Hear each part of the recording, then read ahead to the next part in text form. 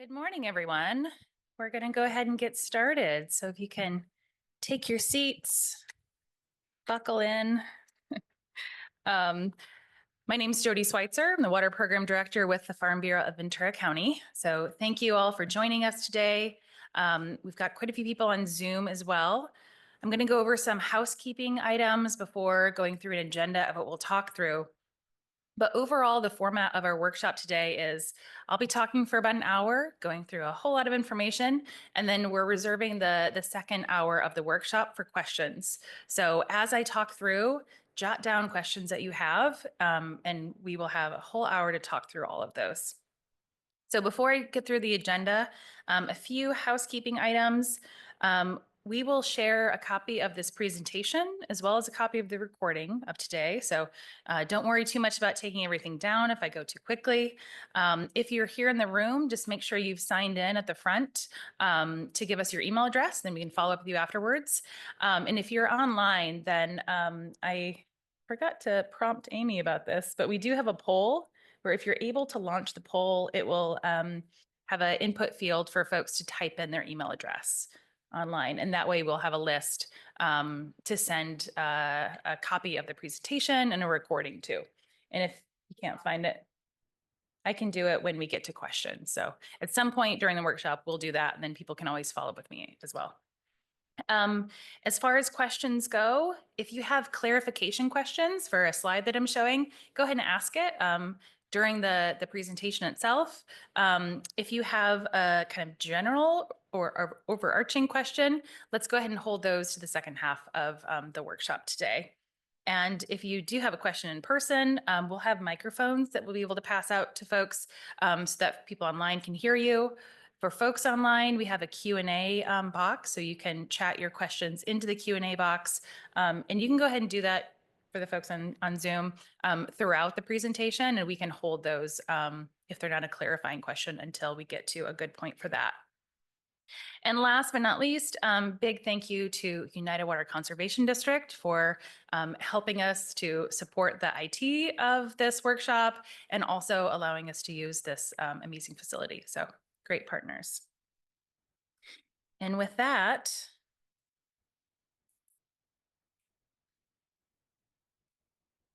whoop, there we go. Okay, little lag. So here's what I'm going to talk through today. I'll give a really brief overview of the Irrigated Lands Regulatory Program history, how we've gotten to where we are today after 20 years. Then I'm going to talk through the difference between ag order monitoring and TMDL monitoring and why these new TMDL-driven requirements are different and backstops to this iterative program that people are probably familiar with. Then we'll go over what TMDLs are, the compliance states that apply to those, and then where those TMDLs apply. So we'll have a series of maps to show folks that'll show kind of a layering effect of different TMDLs and where they apply. Then we'll look at water quality trends. So for the folks who receive those notification letters, which I see a lot of people in the room brought, we'll look at what water quality is looking like for those particular water quality constituents that exceeded. And then we'll talk about what happens when there is a TMDL exceedance after a compliance date. So we'll give an overview of track 1 and track 2. Then I'll go through those letter packets. We'll go through page by page to give you some information about what was included in there and how that can help in your decision-making process.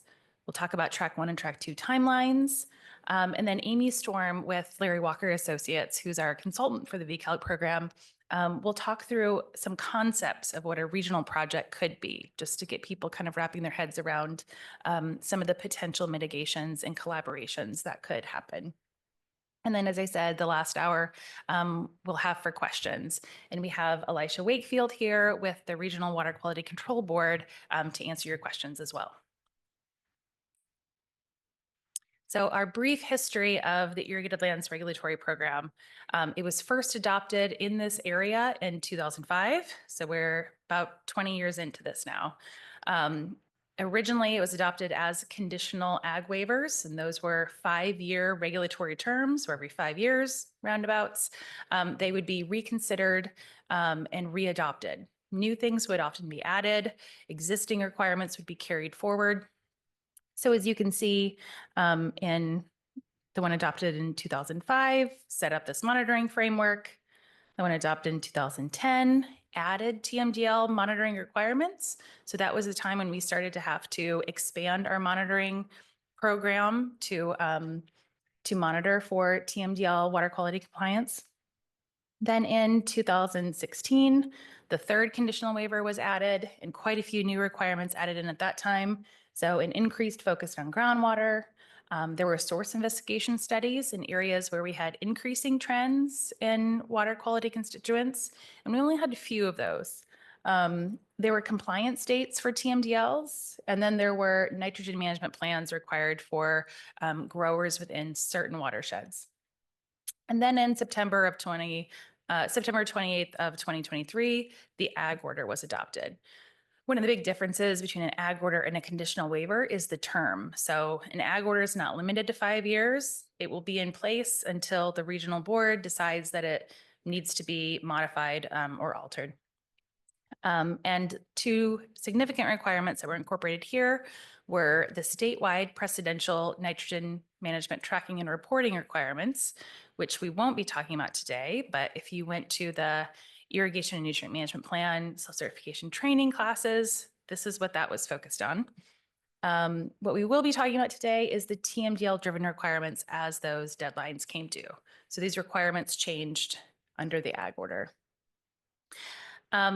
First, to kind of lay the framework for understanding how TMDLs are different from the general ag order water quality monitoring program that VCALG does, I want to talk quickly about that. So the general water quality monitoring program, VCALG is monitoring at each of these sampling locations 4 times per year. What we see at that monitoring site is then considered to be representative of the encompassing responsibility area. And what we're sampling for includes this long list of water quality constituents.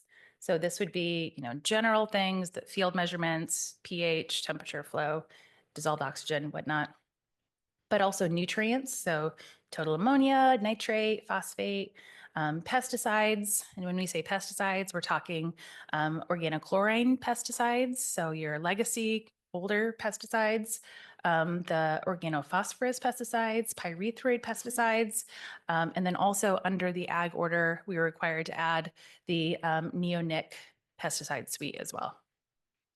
Metals.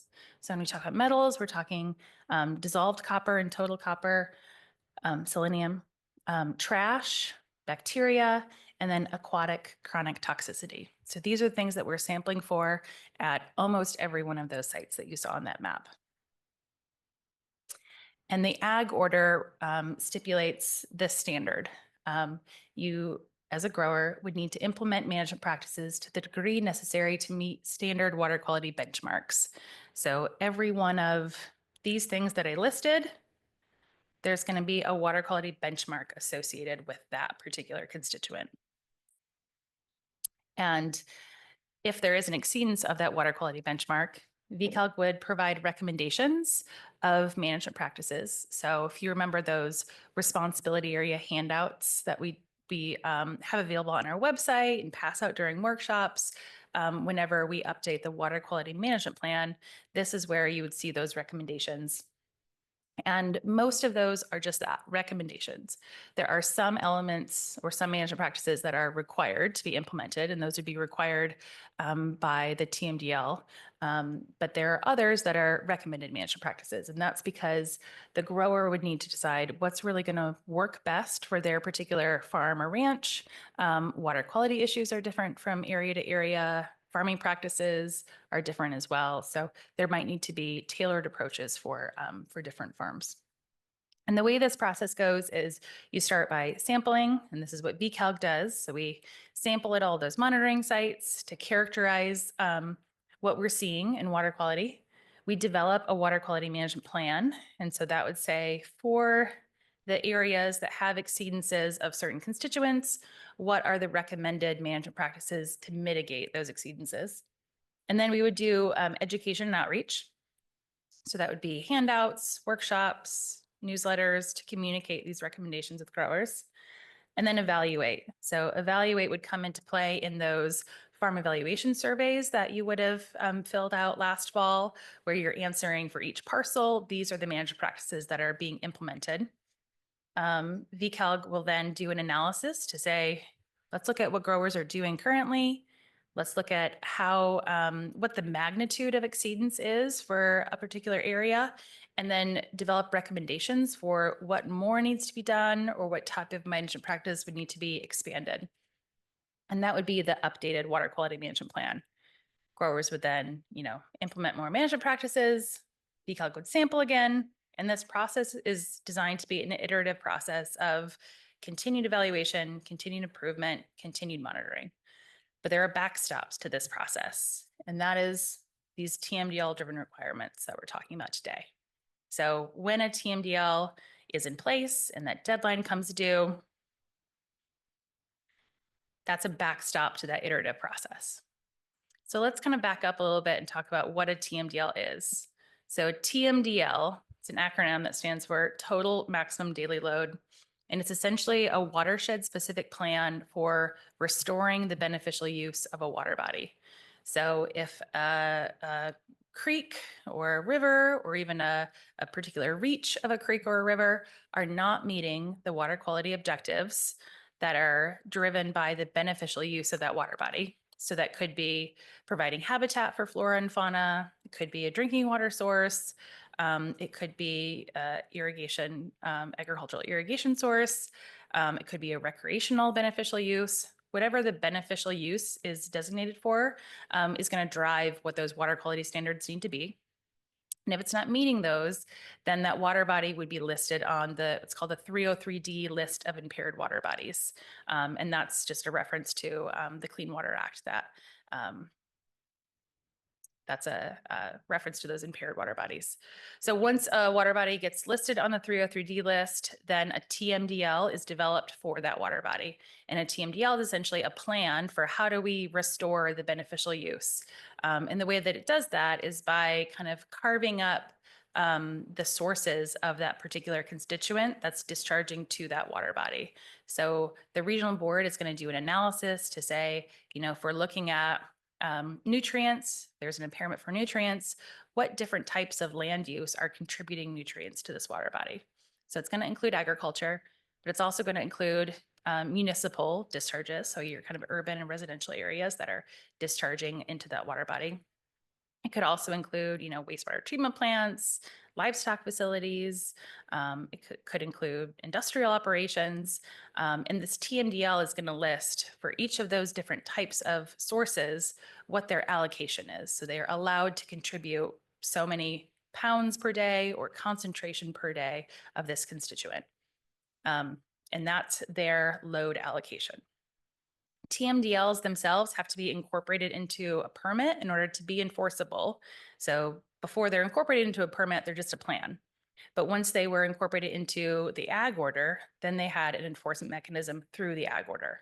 TMDLs are also incorporated into the municipal stormwater permits, and that's their enforcement mechanism through that, or wastewater treatment plant, their permits, et cetera. And then those load allocations have to be met by that responsible party by a compliance date. So this is a list of TMDLs that apply in Ventura County, to which agriculture is listed as a responsible party. So they're broken up by watershed here. The top, we've got the Ventura River watershed, where we've got an LG TMDL and a trash TMDL. In the Santa Clara River watershed, we've got a chloride TMDL for the upper Santa Clara River, nitrogen compounds, bacteria, and toxaphene. For the Oxnard Plain area, we've got the OC pesticide and PCB for the McGrath Lake subwatershed. And then pesticides, PCBs, sediment toxicity for Oxnard Drain number 3. Cayugas, we have a whole long list, and I'll go through a map of each of these. And then Malibu Creek watershed as well. So a lot of information on this slide. What to take from this, though, is that there are a lot of TMDLs that apply in Ventura County. And the dates, the compliance date of these TMDLs, for the most part, with a few exceptions of, the Oxnard Drain, toxicity, toxaphene, wet weather bacteria for Santa Clara River, and OC pesticides for Cayugas, everything else has passed. The compliance date for those have now passed. So now I'm going to go through a map showing you where these TMDLs apply. Some of them apply to an entire watershed, and some TMDLs apply to sub-watersheds within a larger watershed. So starting kind of from West County to east, this is the Ventura River watershed, where we have the Ventura River LG, eutrophic conditions, and nutrients TMDL, as well as the Ventura River estuary trash TMDL. So the LG TMDL applies to the entire watershed. The trash TMDL applies to the estuary portion of the watershed. And the load allocations for LG are nitrate during wet weather, and then total nitrogen and total phosphorus during dry weather. And they vary slightly between the lower reach of the watershed and the upper reach of the watershed. So for wet weather, the lower reach of the watershed is going to have a 10 milligrams per liter nitrate as nitrogen concentration limit. The upper watershed is going to have 5. So it's a lower load allocation for agriculture in the upper portion of the watershed. And moving to the middle of the county with the Santa Clara River watershed, we have a few different stackings of TMDLs here. So starting first with the Santa Clara River nitrogen compounds TMDL, this is the area in red. It applies to the entire Santa Clara River watershed, and the load allocations for this are ammonia, nitrate as nitrogen, and nitrite as nitrogen. And then stacked on top of that, we have the bacteria TMDL. So these areas in orange drain to a reach of the Santa Clara River that is listed as impaired for bacteria. And then we have a little bit here that kind of crosses the county line into North Los Angeles County over here. Also on top of the reach that is on the far east side of the county, we have the upper Santa Clara River chloride TMDL. So these are all stacking. So this area in yellow right here has the nitrogen compounds TMDL, the bacteria TMDL, and the upper Santa Clara River chloride TMDL that all apply within it. This area in orange has the nitrogen TMDL and the bacteria TMDL that apply within it. If it's just red, then it only has the nitrogen TMDL. The fourth and last TMDL that applies within Santa Clara River is this outlined yellow area that drains to the estuary, and that is subject to the Santa Clara River estuary toxaphene TMDL. So does that kind of make sense how we have this layering effect of different areas or different TMDLs that would apply? And then moving over to the kind of southeast portion of the county in the Cayugas Creek watershed, we have 3 TMDLs that apply throughout the entire watershed. So those are this whole area in purple here, and that is the Cayugas Creek nitrogen compounds TMDL, the toxicity chlorpyrifos and diazinon TMDL, and the OC pesticide and PCBs TMDL. So each of these 3 apply to this entire area in purple. And then this area in brown is the salts TMDL. So all of this area here would be subject to these 3 areas that were indicated, these 3 TMDLs that were indicated in purple, as well as a salts TMDL for chloride, sulfate, and TDS. And then layering on top of that, this area in green is the metals and selenium TMDL. So this would be the area that would have load allocations for copper, nickel, selenium, and mercury. And then the area here, kind of the coastal area outlined in red, we have the Oxnard drain number 3, pesticide, PCB, and sediment toxicity TMDL, with each of the constituents that have load allocations within that TMDL. And then lastly, the area outlined in yellow here is the Revlon Slough and Beardsley Wash trash TMDL boundary. So if you are in this area right here, you would have the Cayugas nitrogen TMDL, the toxicity TMDL, the OC pesticide TMDL, salts and metals, and the trash that would all apply within this area. if you're kind of below, you can kind of barely see the color difference here. This is where that sublayer of the salts TMDL cut off. So if you're below it, then you'd be subject to everything I listed except the salts TMDL. So this is how we get that layering effect. And as you can see, it can get really complicated. This is the basis for these responsibility areas that we've developed that I'll talk about in a second here. I just have one more sub-watershed to call out, and this is the McGrath Lake OC pesticide and PCB TMDL. So this is a small watershed that drains to the coastal back dune lake of McGrath Lake right here. So as I said, this layering effect of different TMDLs can get complicated. And that was a driver for needing to have delineated responsibility areas. So we took all of those different layers of TMDLs, stacked them on top of each other, and then outlined the areas that had the exact same TMDLs that apply within it. So you know that if you are within this RA right here, RA 10, you would have the exact same TMDLs no matter where you're located within this area. And this area down here, number 9, I had kind of noted, you know, if you're below this line, then you wouldn't be subject to the salts TMDL, but you'd be subject to everything else. So this one is separated out because there is one fewer TMDL in this area than there is in this area. So each area within each parcel within a responsibility area is subject to the exact same TMDLs and represented by the same monitoring site. And these areas here in red are the areas where we have had a TMDL exceedance after a compliance date that's been confirmed by the regional board, and that has recently received these TMDL exceedance notification packets. So if you're here in the room or on Zoom, you're likely a grower or a landowner in either the Oxnard Plain area here or, you know, Simi Valley and Moore Park area, Santa Rosa Valley, and you would have received those exceedance notification packets. So I'll go over in a second here. So now I'm going to go through, if you have your letters with you, at the bottom of the letter, you can see the responsibility area that you're located in. So it's going to say Magoo Lagoon or Oxford Drain number 3 or Lower Revlon, Lower Conejo, Upper Conejo, or Arroyo Simi. Those are the 3. Or those are the 5, sorry. So starting first here with folks in Arroyo Simi. So this is this large area here. So Moore Park, Simi Valley. If you're in here, then you're going to be in Arroyo Simi responsibility area, or also called RA number 1. And I'm going to go through a series of plots to show you what the trends for those exceeding water quality constituents have looked like over time. So the time scale on here is a little bit small to read, but we start with, oh, I pressed the wrong button.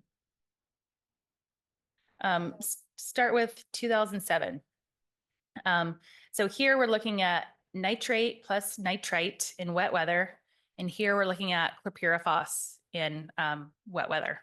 So the red line indicates the load allocation, and each dot above that, oh, I think okay, turn that off. Each dot above that indicates a sample result. So the load allocation for nitrate plus nitrite is 9 milligrams per liter for the Cayugas Creek watershed. And the scale here goes up to around 70 or 80 milligrams per liter. For chlorpyrifos, we're measuring in nanograms per liter.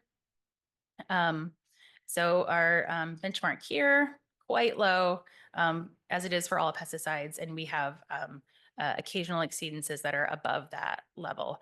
Where you see the triangle, that's a non-detect. So the laboratory didn't detect any concentration of that, but we did have this one recent exceedance here, looks like in 2024. That was wet weather. And then moving to upper and lower Conejo responsibility areas, we have exceedances for nitrate plus nitrite in both dry and wet weather. So here on the left, we have the dry weather sampling results, where our load allocation is again 9 milligrams per liter. Our scale goes up to around 20. So in order, and looking at kind of order of magnitude above that load allocation, it's a lower order of magnitude exceedance. Wet weather here, we have a wider scale. So it looks like our scale goes up to about 100 here, where we had one monitoring result that was quite a bit higher than some of the others, but still some of the more recent monitoring results, some exceeded that load allocation, but we do still have quite a few that were under. And then moving on to lower Revlon. So again, looking at nitrate plus nitrite. That is one thing that I forgot to mention is that is common for all of the RAs that receive this exceedance notification is an exceedance for nitrate was for every responsibility area. A few responsibility areas additionally had either an exceedance for chlorpyrifos or selenium. So lower Revlon, there was only an exceedance for nitrate during dry weather. So again, here's our load allocation. Our scale goes up to about 100 here, and you can see what those concentrations have looked like since around 2007. We also had a selenium exceedance at Lower Revlon monitoring site in dry weather. The reason you see two charts here was before the compliance date came due, we were comparing it to a concentration that was the interim load allocation. After that compliance date comes due, then VCALC has to actually calculate the load of selenium. So we're looking at flow and concentration and calculating an actual load. So how many pounds per day of selenium is in that area. So it's going to be variable. The reason there isn't a load allocation there is because each time you sample, that flow is going to be different, and that's going to yield a different result for that actual load. And then from Mugu Lagoon, we have nitrate in both dry and wet weather. So dry weather over here, our scale goes up to 100. Our load allocation is 9. And then wet weather, our scale goes up to 50, and our load allocation is still 9. And then I think this is the last one. So for oxygen drain number 3, nitrate plus nitrite, scale goes up to about 100. Load allocation is 9. This just gives you kind of an idea of the magnitude of exceedance over the load allocation. Oh, one more. Okay, Mugu Lagoon, chlorpyrifos here. So again, really low detection limit because we're talking pesticides. Many of these sampling results have been very close to that load allocation or have been these triangles that are non-detect, which is great. But we did have 2 exceedances here in 2024 during wet weather. So the process for what happens after there is a TMDL compliance date that's come due and an exceedance is a little bit different than the iterative process that I had showed before. So how it works for a TMDL after the compliance dates come due is VCALC will sample, will compare the results to that TMDL load allocation, and we'll ask the question, is there an exceedance after the compliance date? If no, then we continue to sample 4 times per year, 2 during wet season, 2 during dry season, as required by the ag order. If yes, then that kicks us off on a different pathway. So the steps that would be required then would be VCALC notifies the regional board. So within 45 days of receiving laboratory results with an exceedance, VCALC has to submit a report to the regional board. The regional board then confirms whether discharge limitations are triggered. And the reason why it's important to have this confirmation step in there is to consider any anomalous conditions that should be considered when making this regulatory determination. So if there was something that was a discharge that could be attributed to something other than ag or anything out of the ordinary, then VCALC will qualify that information to explain why this is a abnormal flow condition or an abnormal monitoring result that should be considered when making this regulatory determination. If it's clear that there is a exceedance of that load allocation after the compliance date, then the regional board would determine that discharge limitations would be triggered for the growers being represented by that monitoring site. They would submit that confirmation to VCALG, and then VCALG then notifies all of the applicable property representatives. So both the landowners and the growers that are being represented by that monitoring site that exceeded. And that is where we are right now. So VCALG submitted or VCALG sent that TMDL exceedance notification packet to all landowners and growers within those areas that I had showed in red. And now we'll talk through kind of the next steps of this process. That is choosing between track 1 or track 2 compliance pathway. So I'll go over what track 1 and track 2 are. But essentially, following a TMDL water quality exceedance, growers and landowners in the area being represented by that exceeding monitoring site would now be subject to discharge limitations and required to select one of the following compliance pathways. So track 1 is the individual monitoring pathway, and this is the default compliance pathway. So if you don't make a choice, then you automatically default into track 1. So in this situation, a grower or the landowner submits a field-specific monitoring and reporting plan for edge-of-field sampling. And they would initiate sampling the following wet and or dry season. So after you submit that plan to the regional board and it gets approved, then initiate sampling at the edge of the field for a minimum of 2 years. So you'd have to sample, and then as soon as you get 2 years without any exceedance, then you can stop sampling. But you would have to resample every 5 years after that to demonstrate that there continues not to be an exceedance. The results from those sampling activities would then be submitted directly from the grower or landowner to the regional board every year. So every December when you're required to sample. And then track 2 is an opt-in compliance pathway. So this is what VCALG had worked with the regional board and other stakeholders to develop when the ag order was being considered as having an alternative to track 1, where growers could focus on implementing managed practices that would mitigate water quality rather than just sampling and potentially having exceedances, but then not knowing what type of managed practice would mitigate that. So track 2 process, as I said, it's an opt-in alternative compliance pathway where the grower works with a technical service provider to develop and submit a field level management practice plan. They would implement that plan according to the required timelines. I'll go over that in a moment here. That plan gets submitted to the regional board. The regional board would then approve or direct modifications or revisions to the plan. And then once approved, the grower would then implement that plan. And it would have to be updated or revised within 60 days of notification from the regional board, but no sooner than 2 years after initial submittal. So you would submit your plan. If you choose track 2, you would submit your plan to the regional board. They would approve that plan, you would implement that plan, and then no sooner than 2 years, the regional board could determine, based on looking at what water quality trends were looking like at a VCALG's representative monitoring site, they could say that growers in this area need to revise or expand their track 2 monitoring and track 2 management practice plans.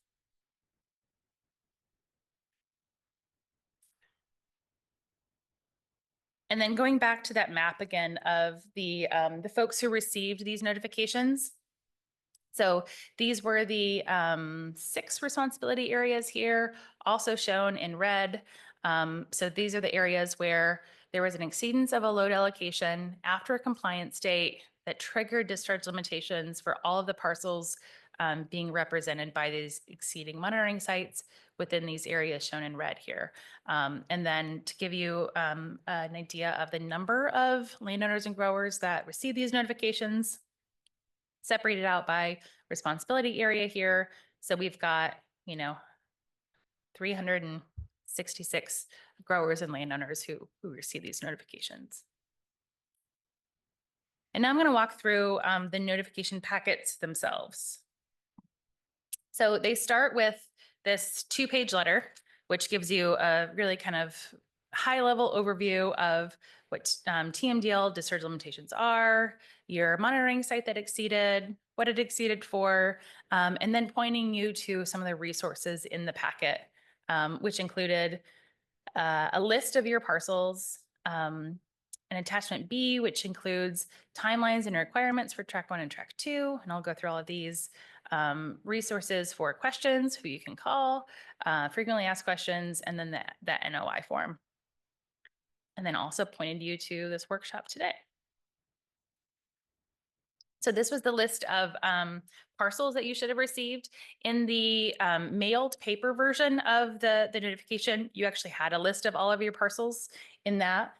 You also should have received via email kind of a generic copy of these notification packets that would have referred you to Clearwater. So when you log into Clearwater, you would then again be able to see a list of all of your parcels that are subject to the TMDLs. And that may only be a subset of the parcels that you own or operate, because you may own or operate parcels that are outside of those areas in red. So the next attachment here would be attachment B, and this is where you'll see the monitoring result that triggered the load allocation that's driving what this notification that you received is in reference to. So this one here that I have as an example is the Magoo Lagoon responsibility area. So you can see for this top area, the top table is for nitrates. So there were 2 dry weather and 2 wet weather exceedances for nitrates. The second to last row, you'll see the monitoring result. And then the last row, you'll see the load allocation that is the threshold that is intended to be met by that compliance date. For this particular one, kind of what you can take away here is that for these 2 wet weather results, so our load allocation is 9 milligrams per liter nitrates nitrogen, and our results were 9.2 and 11.7. So those were just barely above that threshold, which tells us that wet weather mitigations, kind of the degree of wet weather mitigations needed aren't nearly as much as the degree of dry weather mitigations needed. So there's not much more that needs to be done for wet weather in order to meet that level, but dry weather was a different story. So dry weather, we still had that 9 milligrams per liter threshold, but our results were 82.9 and 90.3. So quite a bit higher than the load allocation for dry weather, which shows us that dry weather is the condition that would need to be mitigated most significantly. And then there was also an exceedance for chlorpyrifos here, both in wet weather. So what that tells us is there is no mitigation needed for dry weather for chlorpyrifos, only wet weather. And then it goes through compliance requirements. So this is, you need to decide track 1 or track 2. You need to decide by this date, and that date is April 24th of this year. So 2 months after the date on the letter is when the compliance track decision would need to be made. And this flow chart, a little hard to see, but this is all included in your packets. So this walks us through the process. And this top part is that same process that I had talked over in my previous flowchart slide here, where BCALC reviews the monitoring data and checks the TMDL exceedance after the compliance timeline. The regional board determines whether it triggers discharge limitations, which would require track 1 or track 2 compliance. BCALC notifies members of that confirmed TMDL exceedance. The exceedance notification is received by the growers and landowners. So that's where we're at now. And then there's 2 months to choose track 1 or track 2. And the way you choose that is by filling out and submitting this notice of intent form that I'll show in a second here. If you choose track 1, then you would develop a monitoring and reporting plan for your farm or ranch, submit that plan to the regional board. The regional board would approve it, then you would implement it within 10 days. If you choose track 2, then you would submit a management practice plan according to a kind of calendar timeline that I'll show in a second here. But in your packet, you'll see the actual date that's specific to your responsibility area. So this specific date for folks in the Magoo Lagoon subwatershed would be January 15th of 2028. And then once the regional board approves that, you would implement that management practice plan. The second page of this handout goes into a little bit more detail about what track 1 is and what track 2 is and the timelines. And then there's the map. So the map is your responsibility area. So this isn't necessarily the outline for the TMDL.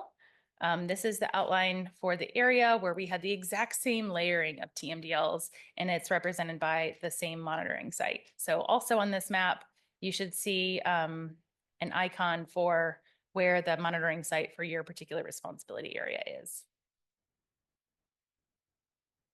And then there's a list of resources. So, whoops. I don't know, that happened.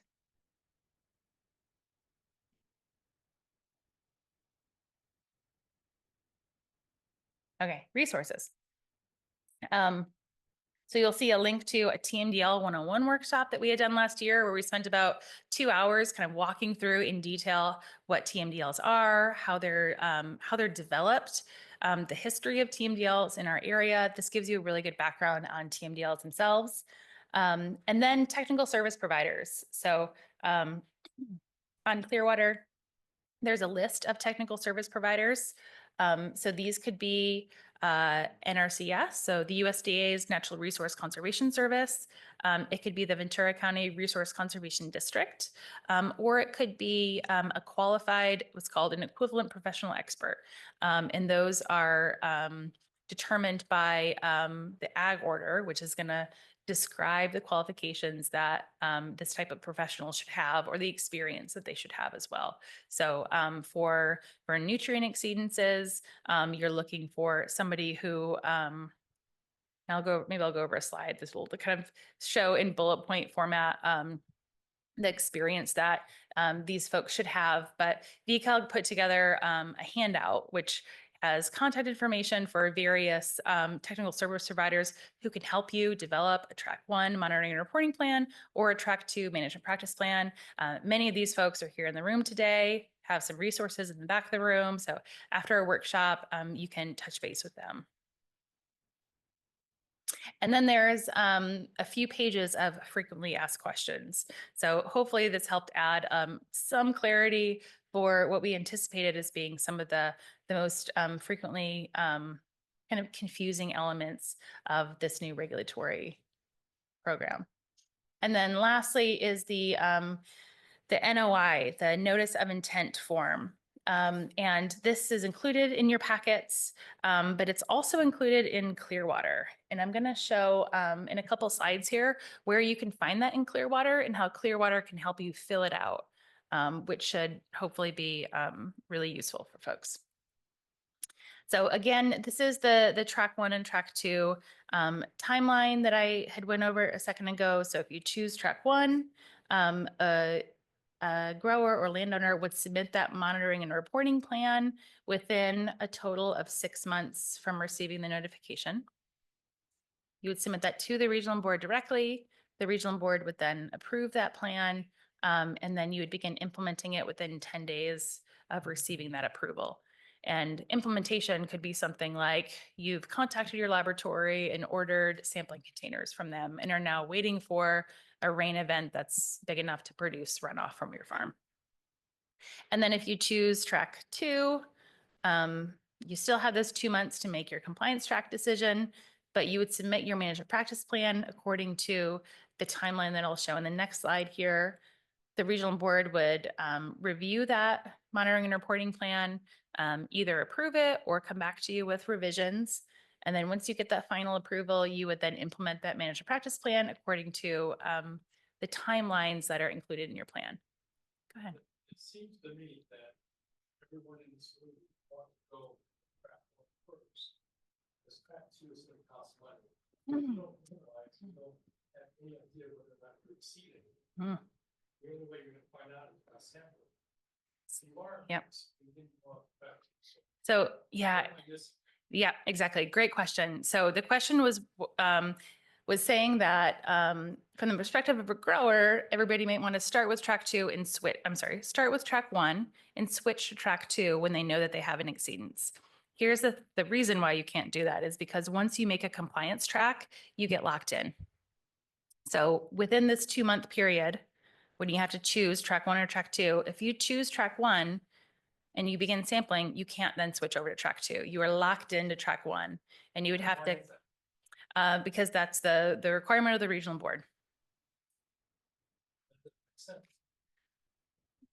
We can talk about that when we get it. Yeah, that's a good question for like a general question that we'll get into when we get into our Q&A section. Yeah. So you can still do, that is a good point. So educational sampling is what we would call that. So before you want to make your compliance track, you can go out and do sampling now. And because nitrate is a constituent that exceeded across the board, you can get nitrate quick test strips. It's like this vial of color indicator strips, and you can do some sampling of, you've got tile discharge, or I don't know if we're going to get a rain this week, we might get some rain. You can sample your stormwater flow to see what the nitrate is looking like coming off your farm, and that might help you indicate, which one's going to be the best for you. Another question while we're on the sample. Where do you sample, say 40 acres? Yeah, we'll talk about that more too in a second. Yeah. The foundation obviously depending on the sampling that is taking place.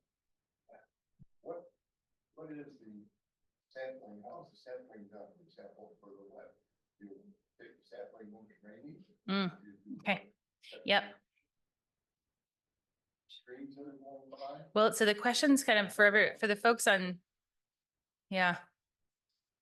Yep. So for the folks on Zoom, the questions are about how you would do sampling under track 1. I'll show a slide here in a second that'll show you what elements your plan has to include, and that'll answer some of those questions for you. Oh, VCALG sampling. Is that the question? The boundaries themselves are based on the regional board's boundaries of the TMDLs. So that's going to be more of a watershed modeling type of a boundary. So they're going to look at what area is listed as impaired. It might be the entire reach, or maybe the entire creek itself. So it'd be the larger watershed would all be draining into, using Cayugas Creek as an example. If the entire extent of Cayugas Creek is impaired for nutrients, then the entire watershed draining to Cayugas Creek would be subject to these requirements. If it's only a certain reach or it's a particular drain, like the Oxford Drain number 3, then the process of developing that TMDL undergoes a mapping exercise to say what area of land is draining to this particular water body.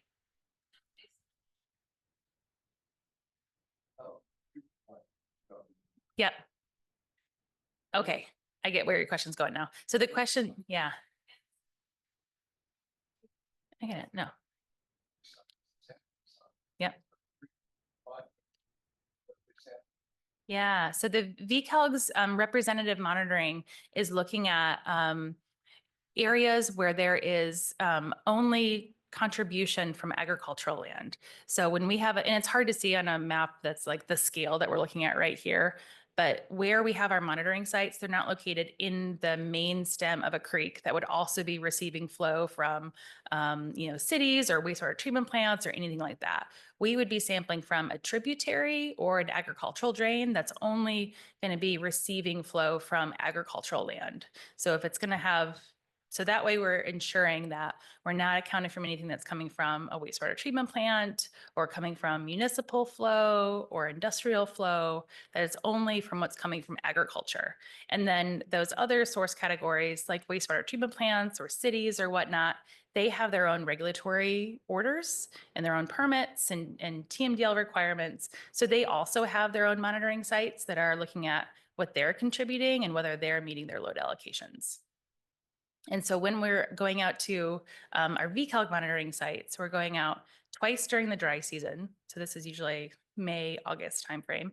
And then we're going out twice during the wet season. So wet season would be when we get a rain event that has over 1/2 inch of rain in a 24-hour period. Then we go out. Does that help? So we're not doing soil sampling.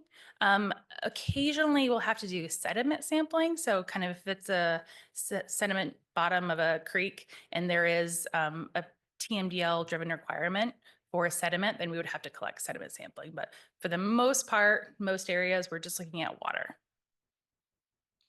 Does that help? Go ahead.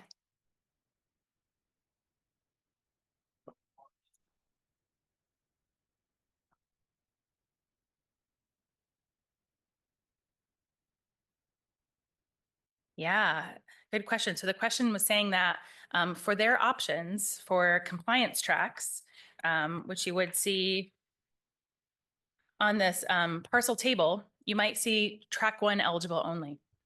The reason being to comply with let me back up a little bit. To choose track two, because it is an opt-in alternative compliance pathway, it's only an option for growers who are in good standing. So the parcels need to be in good standing. That means the farm evaluation survey for that parcel had been completed last fall, that the landowner or grower had received 2 hours of continuing education, which is a requirement under the ag order, and that all parcels owned by that landowner are also enrolled in the program. So if you're seeing that your parcels are eligible for track one only, it means there's something in that list that hasn't been checked off. But you can rectify that and resolve it. So you just reach out to VCALG and we can let you know, like, here's the element that's missing. Okay. Yeah, reach out to us afterwards and we'll look into your parcel and be able to see if there's anything that needs to be corrected, then we would correct that. Or if there's something missing, then we can figure out what's missing.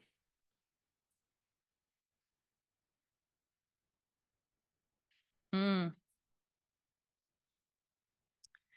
Yeah, so the point there was that it could be a landowner, something that the landowner didn't resolve. So when I said that all parcels under same land ownership need to be enrolled, maybe you're leasing from a landowner and that parcel's enrolled, but maybe that same landowner owns additional property and those parcels aren't enrolled. So your landowner needs to make sure that all of the parcels that they own are enrolled in the program. Otherwise, all of their parcels would not be eligible. Go ahead, Danny. Yep. Yeah. Clearwater, see if you're in good standing or not. Yeah. So Clearwater will have the exact same. So the question was, is there an easy way in Clearwater to see whether you're in good standing or not?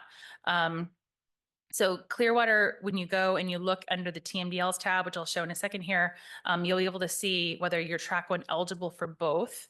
And if you're not, then if you're only eligible for track one, then you'd be able to check, have I done my farm evaluation survey?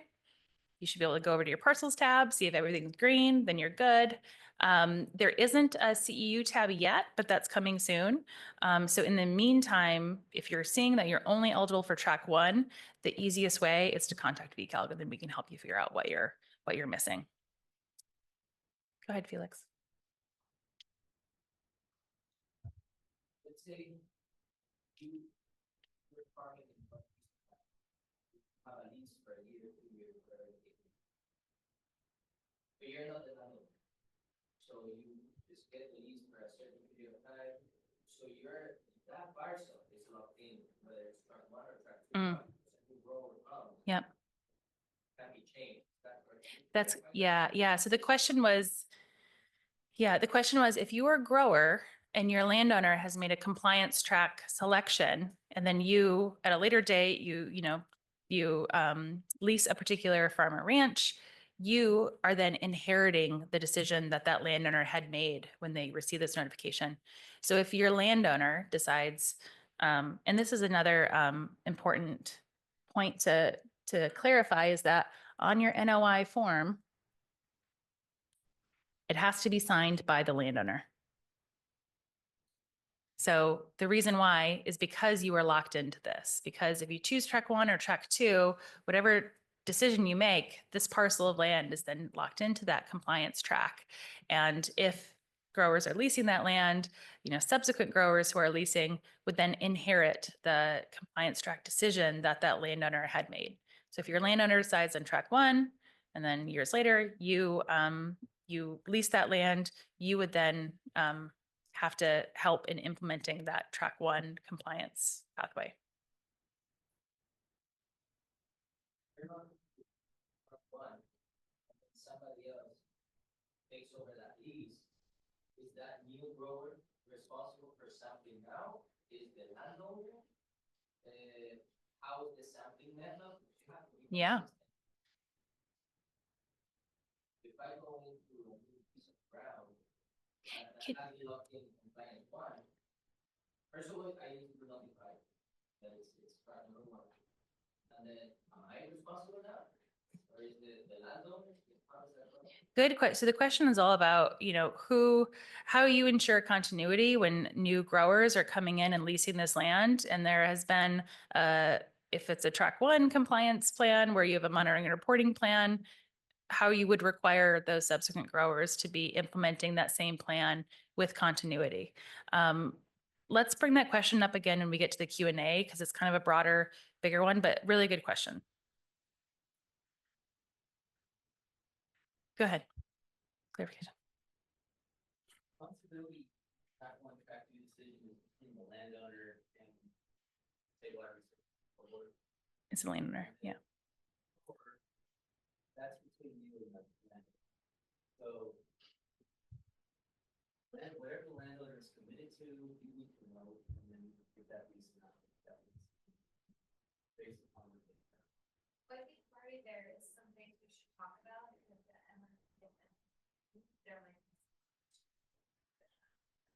there is nuance that we should dig into. Yeah. Really good question to bring up though. So is it, Our ranch is looking. The hitch, levy, 7 spot. the monitoring site there? Yeah. Located downstream. So it wouldn't be, it's hard to show on these maps. Yeah.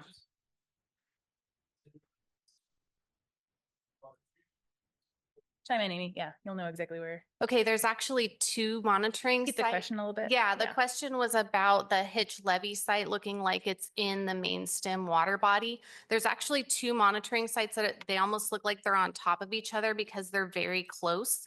There is a Hitch site, which is a TMDL main stem site for all the different dischargers in that area. So looking at Simi, or it's actually Moore Park, I think. Moore Park and everything that could be coming through that main stem. But the Hitch Levee site is actually a little drain that comes from like the nursery area and stuff, not in the main stem itself. So there's the ag site that's in the drainage channel that comes into there. But then there's also a main stem site that's representing everyone for that whole TMDL group. Is there any water sampling? Some water people? Yes, Yeah. yes. They're. Well, it's upstream and they have their own permit that they're dealing with. But for you guys, we're looking at that ag drainage. That's the data that Jody was showing. I have fluids, or whatever you want to call it, rain down your water. Through the water treatment, Mm-hmm. and if that meets the criteria, pass or exceed it. Why am I being? Let's dig into that. I think maybe that'd be a good after workshop thing where we can show on a map. Yeah. I think one thing that might be helpful to explain is the representative monitoring kind of framework here. So, which we do have an entire video on representative monitoring for VCALG. Upstream water treatment. There is. Yeah. Yeah. It's only gonna, on the map is gonna show you where that exceedance occurred. Yeah. I might not have understood what the follow-up was then. Oh, okay, different group. Yeah, let's dig into this one a little bit after, just so we can get through these slides and then we'll get into the Q&A section. Okay, so I had mentioned that if you choose track 2, that your monitoring and reporting plan would be due according to a schedule. So on your packet, it's gonna name the actual due date because that's specific to a responsibility area. And that due date is coming off of this table right here. So this is gonna list all of our now 31 responsibility areas. And then the monitoring and reporting plan, monitoring management practice plan. Too many acronyms. I can hardly keep track of them. Due date. And then if a grower is self-identifies as socially disadvantaged according to the 2017 Farm Equity Act, then they would receive an additional year to submit their plan. So that is why there is this additional column here. You'll see it on your NOI form that there's a checkbox that you could check if you self-identify as qualifying for that definition.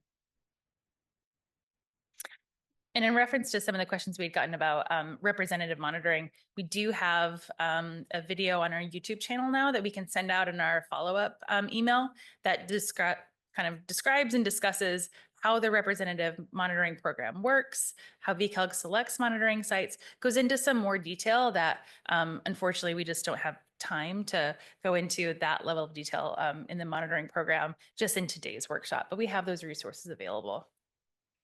So the track 2 implementation timeline, just to give folks an idea about the types of management practices and then the timeline that those would have to be implemented. So once your management practice plan is approved by the regional board, then you would have to implement the management practices included in your management practice plan within these maximum timeframes. And this is all outlined in the ag order. If additional time is needed, then it can be proposed in your management practice plan, and then the regional board could approve that. So if it's a vegetative practice that's included in your plan, so things like filter strips, grass waterways, cover crops, et cetera, you would have 5 months to implement that from the date that your plan is approved. If it's a structural non-treatment practice, so something like a detention basin, like it is a physical feature that you can see, but it's not treating the water necessarily as a detention basin, then you would have 8 months. Or if it's a structural treatment practice, like an engineered wetland, a bioreactor, tailwater recovery, or a regional project, then there would be 15 months allowed from the time that that management practice plan is approved to the time that that management practice would have to be completed. So I'm sure you're looking at these dates and saying, this is a very short time frame, which is why if additional time is needed, you would just need to propose that and then justify it in your management practice plan. And then the NOI form submittal. So we just walked through what track 1 and track 2 are, the timelines. I had showed the NOI form itself, which is also included in notification packets, but you can fill it out in Clearwater. So if you go to Clearwater, you have your dashboard tab, your parcels tab, and then the very far right side is a TMDL tab. If you click on this, it'll start you here with a directions landing page. And then if you go to step 1, which is NOI selection, you'll see a very brief tutorial video just showing you kind of what you're looking at, how to go through this process, a few helpful FAQ links and a recording link here. You'll see your information already pre-filled that it's pulling through from your Clearwater profile. And then you'll see a listing of your parcels that are subject to these discharge limitations and need to now choose track 1 or track 2. So this might not include all of your parcels because you may have land that is outside of these notification areas. This is only going to grab the parcels that you have to make the selection for. And then you'll see you can select here track 1 or track 2. If track 2 is grayed out, that means your parcel is not in good standing, so it needs to resolve one of those elements I talked about earlier in order to be eligible for track 2. And you can contact VCALG and we can help you identify what good standing element needs to be resolved. You would make your track selection, and then on the next page, NOI submittal, you'll be able to have a generate button. So generate button is going to download a pre-filled copy of your NOI form. You would get the landowner to sign it. If you are the landowner, you just sign it yourself, and then upload it back into Clearwater. And by doing that, uploading it back into Clearwater, we'll be able to track compliance dates for you in Clearwater. So the system will track a copy of your NOI. It'll know the date that you submitted it. It'll know which track you selected, and then which date, if you select track 1, which date your monitoring and reporting plan is due. If you selected track 2, it'll know which date your management practice plan would be due, and that's going to be based on which responsibility area you're in. So there's a lot of dependent variables to identify timelines. And this is a big driver of why we needed to have a dynamic platform like Clearwater in the first place to help folks keep track of which parcels they operate are subject to these requirements, what are the deadlines associated with each parcel, and that's going to be really variable depending on where they're located, which track selection. So this is going to be a really helpful tab in Clearwater for folks who have parcels within TMDL areas because you'll be able to keep track of everything in one place. Oh, I was like, there's one thing I was going to mention. That's exactly it. So thank you, Kevin. When you upload your NOI form into Clearwater, that's keeping track of your dates, but you also need to send it to the regional board. And there's going to be a pop-up in Clearwater that will tell you that, like, remember, submit this to the regional board as well with a reminder of the email address or mailing address, however you choose to send it, on how to get it to the regional board. Because these TMDL driven requirements are individual requirements that don't pass through VCALG. VCALG notifies growers and landowners that these requirements now apply, but under the ag order, that's the extent of VCALG's kind of oversight or involvement in this program element.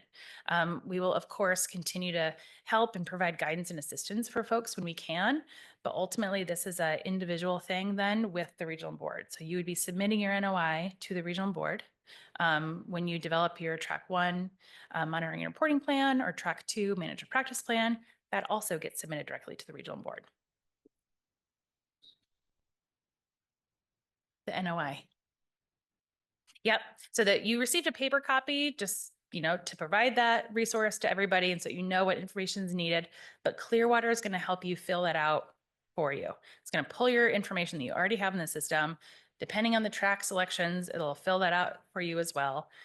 If you are a grower who leases land from a lot of different landowners, your NOIs are going to get really complicated because they had to be signed by each landowner. So you would have a separate NOI form for each landowner and each compliance track. And this is where Clearwater will help you. Clearwater is going to automatically generate the number of NOIs that you need specific to your unique landowner and compliance track groupings. Section 2 on page 1. Not clear what they're really asking. So if there's a section that's not clear on the NOI of what they're asking for, then I would recommend to use Clearwater because Clearwater is going to autofill that for you.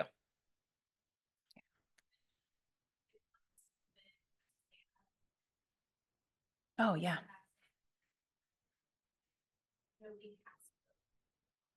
Yeah. So what Maureen just said is, is that if you choose to fill out that paper copy that you received in your packet, you of course can do that. And you can still utilize Clearwater to track your timeline. So if you wanted to fill it out, you can still just upload a PDF to that to Clearwater. If you choose to just submit it to the regional board and bypass Clearwater entirely, of course, you could also do that, but then Clearwater won't be able to track your deadlines for you. And so if you choose track 2, then you're doing an implementation focused approach. So you're developing a plan of what actions you'll take on your farm, and you'll have to continue to be enrolled in VCALG because we're sampling for all of that whole other long list of things, and the VCALG program is going to continue to operate. This TMDL component is an additional layer on top of that. Is that the question? That's true for both tracks. Yeah.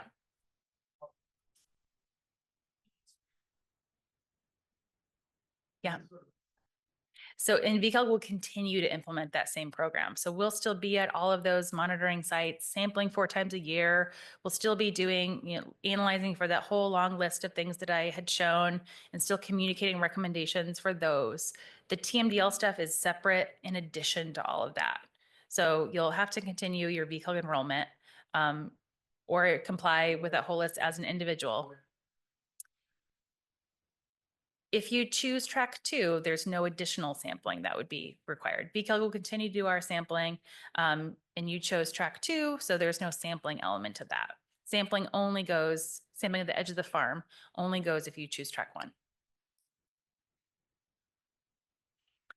Yeah, so if you choose not to maintain enrollment in VCALG, then you would have to comply as an individual for monitoring of all of those constituents that I had showed before. So all of the pesticides, all of the metals, the nutrients, bacteria, toxicity, et cetera, and comply as an individual directly through the regional board. There's a reason why nobody in the county has ever done that before because it's cost prohibitive. Even just the fees that you pay to the regional board for your permit fees are more than your VCALG enrollment fees would be.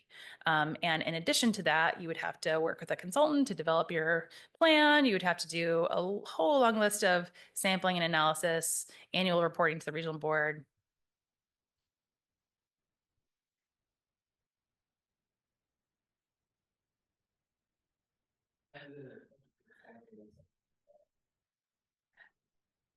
Yeah, well, let me show what is required under track one to be included in your plan, and that might help answer your question. Okay, so oh, now we're at regional projects. So I'll let Amy talk through this. Let's circle back when we get to the Q&A section to talk about what's included in a monitoring and reporting plan.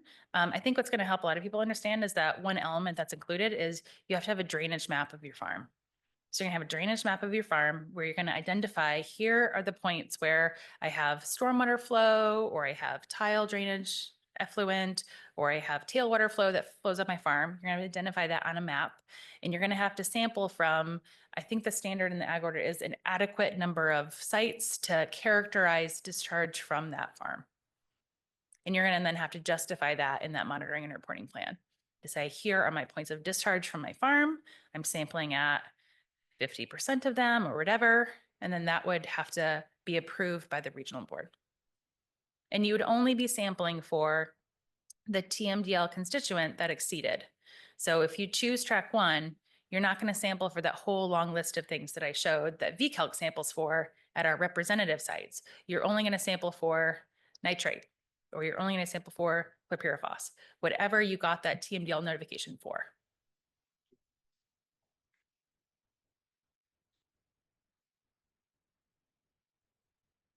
So the question was whether you would have to submit a full quality assurance program plan that VCALG has as part of our program, which is going to list all of your laboratory protocols, your field sampling protocols, your field duplicates, all of that. And the answer is yes.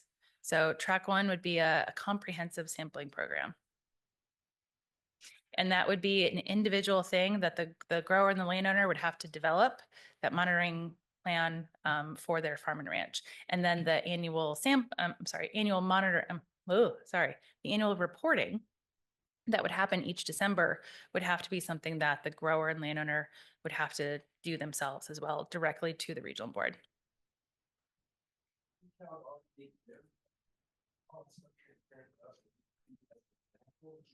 Yeah. So the question was whether VCALG could provide or make our plans available to folks so you could kind of copy and paste what is applicable. And yeah, the monitoring and reporting plan and the quality assurance program plan that VCALG develops for our program is owned by all of you. You know, that is something that we do for VCALG. So that's all public information. It's on our website. We also could just, email you copies of anything, but yeah, you can copy and paste from that. Yeah, it's our monitoring and reporting plan. So our MRP, if you like acronyms, or our quality assurance program plan. The quality assurance program plan outlines all of like the field sampling and the laboratory analysis protocols. Okay, so this is the end of my talking section. Amy's going to go over a couple of concepts for regional projects. You can kind of just start thinking about what a regional project would be, and then we'll jump into Q&A, and we can stay for as long as folks need. Is that a kind of general question or clarifying question? I had a question here on the, member in good standing. Mm. The irrigation and nutrient management report, is that Excel sheet that was sent out? Yeah, so the question was to be a member in good standing if you need to have your irrigation and nutrient management plan. For the folks, if you took that training and just remember those requirements, the plan was due by March 1st, but that's an on-farm thing. So you're not submitting it to anybody.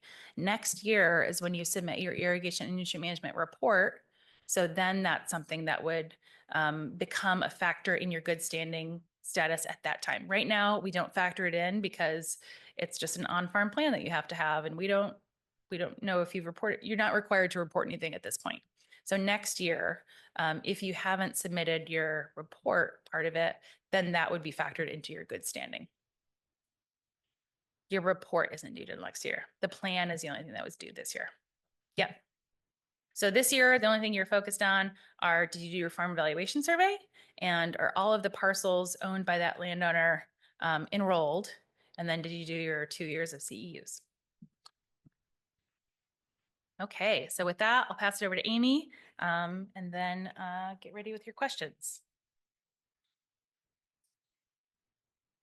No, okay. No, that's that one. Okay, don't do the start over. Yeah. Sounds good. Okay, so one of the sub options of track 2 is to do a regional project. And so just up front, I want to say this is just a few concepts that we put together. This isn't anything you have to do. This isn't an approach you have to take. This is just to get your mind thinking of what a regional project could be. The size or scope or even the different partnerships that you may formulate together, that's all up for grabs in terms of what is going to be appropriate for the water quality issues in the area that would like to take on some sort of regional project. The main idea here is to try to take on kind of a more centralized approach to addressing some of these, such as at the bottom of a sub watershed or an area where a lot of discharge is coming together versus a scatter shot of BMPs over a bunch of different farms. So in this example, we're looking at something where you're collaborating with like an urban discharger, where on the urban side of things, their stormwater is coming off their streets and all that parking lots, and then it's moving through to outfalls, and then they have some sort of infiltration. And on the ag side, you can be doing your irrigation management and helping to prevent erosion. And then potentially, if you're going to infiltrate that water, as we saw, nitrogen is kind of a big issue. So looking to do some sort of like a bioreactor treatment to mitigate that nitrogen before it's then kind of pooled together and everyone is infiltrating that together. So Jody also wanted to point out that, there are a lot of different bioreactor options in terms of above ground or in ground and different modular units and things like that. So this is just a very broad concept to hopefully get people's minds thinking about what the possibilities could be. This example is looking at areas such as where we have a lot of tile drain discharge, and that can be where we're getting a lot of nitrates that are accumulating and being discharged. And so here you could take tile drain discharge that may be consolidated by a drainage district, and then looking to treat that to remove the salts, because that's also where a lot of salts can accumulate, and that's probably why you have tile drains, if you have some of that intrusion coming on that's causing some damage to your roots. And then you don't necessarily need to remove the nitrogen in that case if you're going to then recirculate that water and apply it again to your crops, because you can account for that in your nitrogen management budgeting, and that's basically free fertilizer. So I do want to acknowledge that in sharing these concepts, some of them really may be cost prohibitive to actually implement.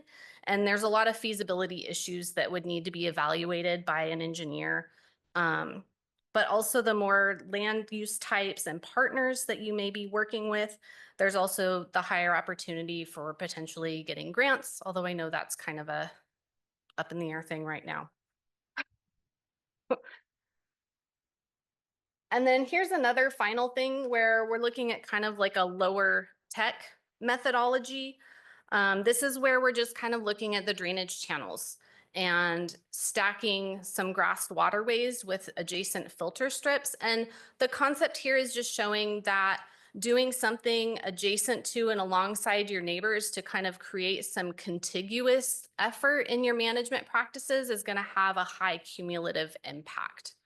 So working in that way, you may be able to streamline some permitting or help with cost reductions in the hiring of labor or buying materials by doing this on a bigger scale than just your own property.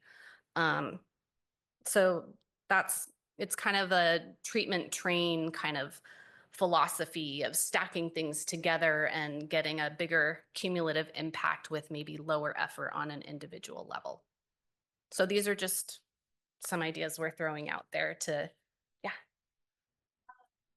view is that, regional projects are like the absolute best thing for water quality that growers could do if they wanted to put leadership into this program. Mhm. Do you agree with that? the regional projects are the best thing that they could do.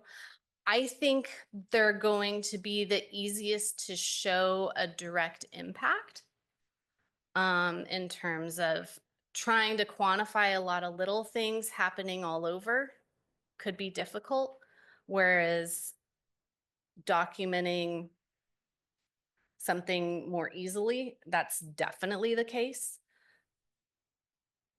Is that an answer, non-answer? Yeah, I mean, Elisha can, We are fully supportive of regional projects that bring together, neighbors and communities and resources. So that's one of the things we're looking for. I mean, we fully support it. So.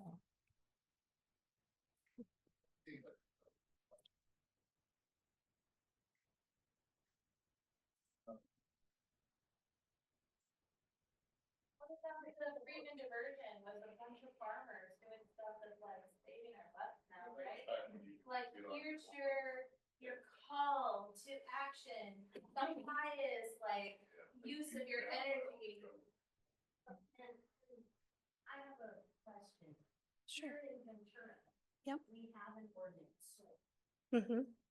SOAR limits what can be done on agricultural lands.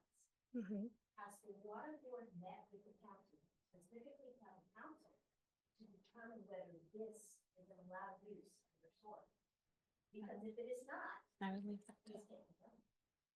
Make sure to repeat if you could repeat the question. Yeah, for the benefit of the people online, the question was whether the water board had discussed with the county supervisors how SOAR would play in to implementing these types of projects on agricultural land and whether that would be accepted. Whether that's allowed. That's actually the first time we've had that question. So we have not met with them. We've had discussions with, well, but this isn't, you're not required to do a regional project. This is another option. So we can't tell you, we're not allowed.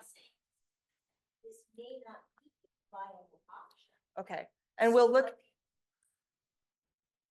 Needs to be clarified to determine if the order is offering viable option.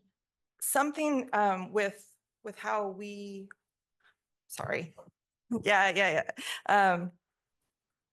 We actually cannot tell you how to implement your projects. We are barred from mandating the way that you implement. We can tell you options that we're in favor of, but we can't tell you how exactly you're going to do it. This was one option, and the question's never been raised before, so I will look into it and I'll find out, and I will get back with VCALG and I'll have them let you know. No one's ever raised that question before, so I don't know in terms of whether or not it can be done under SOAR. In terms of everything else that's done, there are many different options, and those fall to the landowner and the growers to decide. And we can't tell you which one to move forward with. We are just trying to present you with options for it. I think the other thing to think about too is, could some sort of regional project actually avoid you having to do any of these projects on your farm? So is there a way that they can be sited within the urban area or within land owned by a drainage district or not high value farmland So that can be another thing to potentially explore is the siting and avoiding taking any land out of production for BMPs. Is there anything there? Or do you want to take back over and do the? Yeah, I think we just had three little concepts. Yeah. Okay, so now we are at the Q&A part of the meeting. One thing I do also want to point out that I forgot to mention at the beginning portion today is that Elisha is going to be sticking around today. And if there's anything that requires like a deep dive in like your particular farm or ranch or something very specific, she'll be at the Farm Bureau office in our conference room available for kind of office hours questions too. So make sure that you take advantage of that because it's a long trek for her to come up to LA. So to have her here and answer these questions in person is something we want people to take advantage of if that's helpful.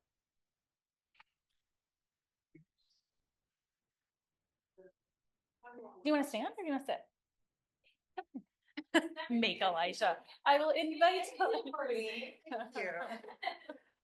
One thing we are trying to do is that we're trying to get personnel up here more so that we have a face-to-face presence.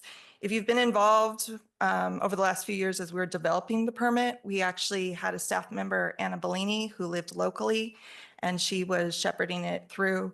She's left the program, which is a great loss for us.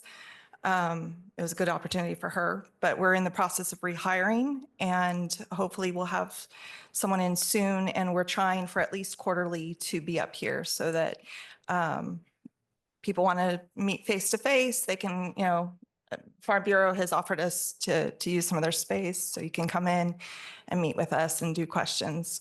We have our general email is at the top of the slide.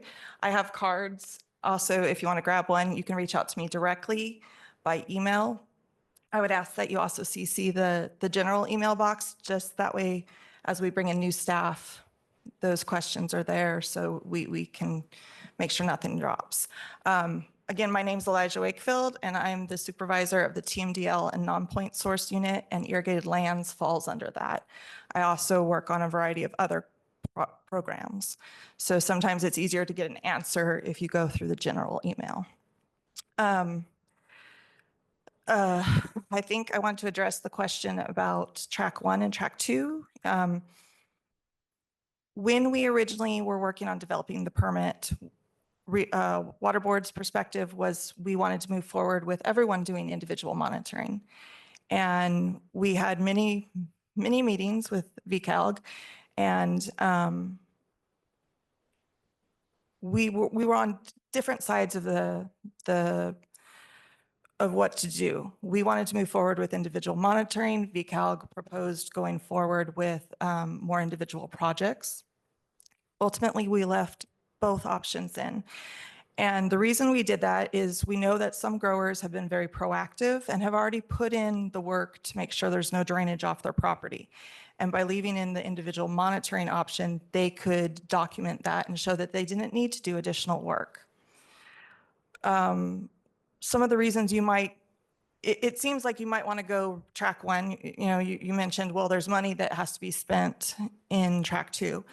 And that's true. There's also money probably that's going to need to be spent in track 1.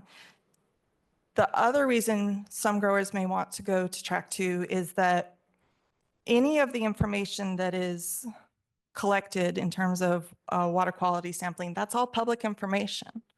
So that becomes public record. If you sample and an exceedance is being shown from your property, it's public record that that's tied to your property. And some people don't want that.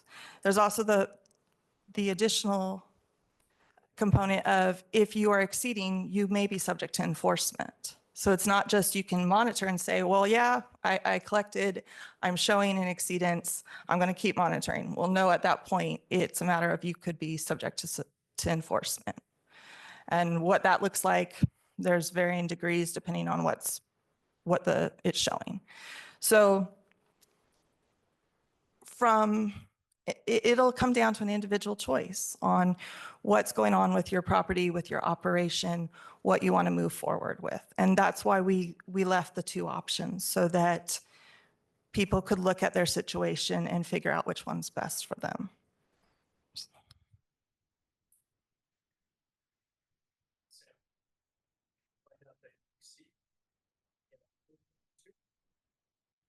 No, you wouldn't just go in. You would, ultimately, it might be that you're doing, oh, yeah.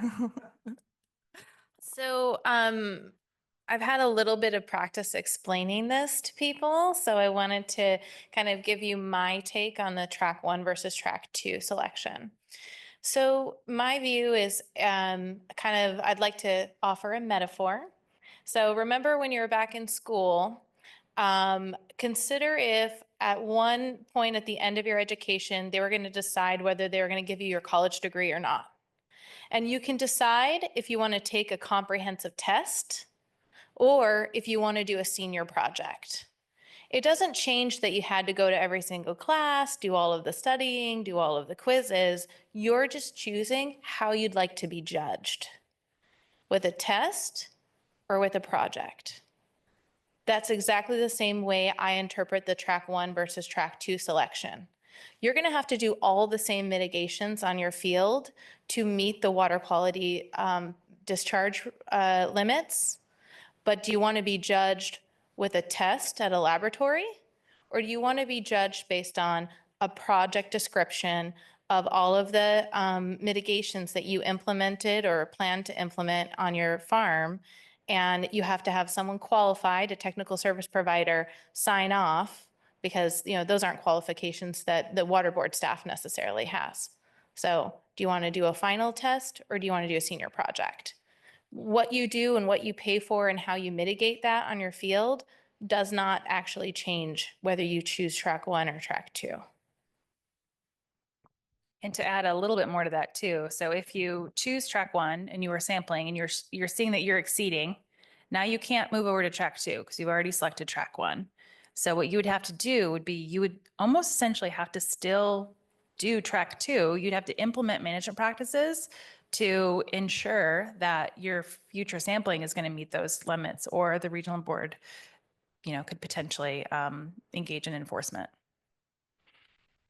But Explain what happens in track 2 eventually cannot meet the exceedance. Okay, and that was one of the concerns when we were developing, that people would put in a lot of time and effort and resources and money and then have it come back that they were still exceeding and that they would have to turn around and do more work. So we built into it what we call an adaptive management approach. And at some point, it may be that it shows it's not, the efforts that have been put in aren't driving the numbers down and we're not seeing the benefits we expected. And at that point, we could come back and ask for an additional update to the plan. What we built into the permit was that wouldn't be done any shorter time period than 2 years. And it would also look at how it's been implemented by the rest of the growers in the RA, in the responsibility area. So that if one person has already gotten their project done and hopefully this doesn't happen, but for whatever reason, if somebody else, all the other growers hadn't, we would not come back to that one grower and say, well, you didn't do enough. We're going to come back to you alone and ask for more. We're looking at this as, because it's, so yes, we could come back. It would be at least 2 years, and it would be looking at what's going on in the whole RA to see what's going on. I will also tell you that we don't have a huge staff, so we would much rather see things going in and working with the growers to keep things moving forward. So it.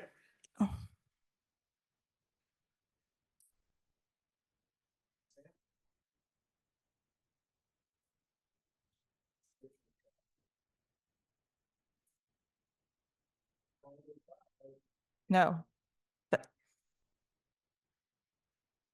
I don't think that's in there. Now, where were you reading that? Okay, there are two parts of the ag order. There is LA and there is Ventura, and it's split. There are different requirements for Los Angeles County growers and Ventura. Los Angeles County growers do not have the option for track 2. So if there are exceedances at the representative monitoring sites, every grower within the area subject to the discharge limitation have to do individual monitoring. That doesn't apply to Ventura County growers. And part of that was VCALG advocated on your behalf and asked for this alternative compliance pathway. And to clarify the question that you'd ask, Kevin, though, is that, so if you choose track 2 and you're implementing your plan, and then at a later date, the representative VCALG's monitoring site isn't showing an improvement in the trend of that constituent, then the regional board could ask you to revise your plan. They wouldn't be asking you to switch to individual monitoring. They'd be asking you to revise your plan, which could mean expanding or increasing some of the management practices you included in that. And it would be a matter of looking at everything that's being done within that responsibility area and seeing, since it's representative monitoring, what is going on through the whole area. So it, yeah. Plan by plan, or could you do modification of plan? No modification if you've done everything. Now you say.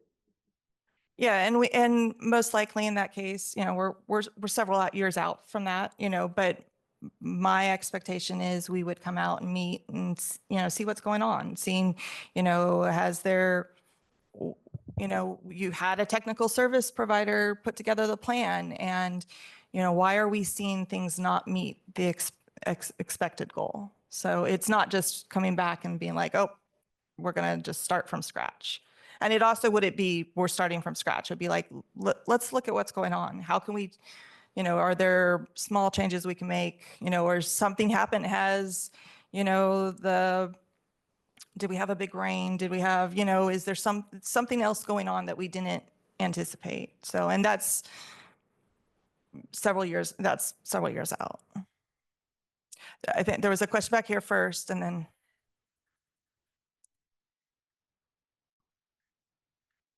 Does the order allow for, because everybody's got this very short window now to decide track 1 or track 2, there's really not a window, or maybe we're behind the 8 ball on if there were regional projects to be planned. No individual can do a regional project. Is there room within the order if somebody's stuck in track 1? Track 2 sounds like maybe there's flexibility.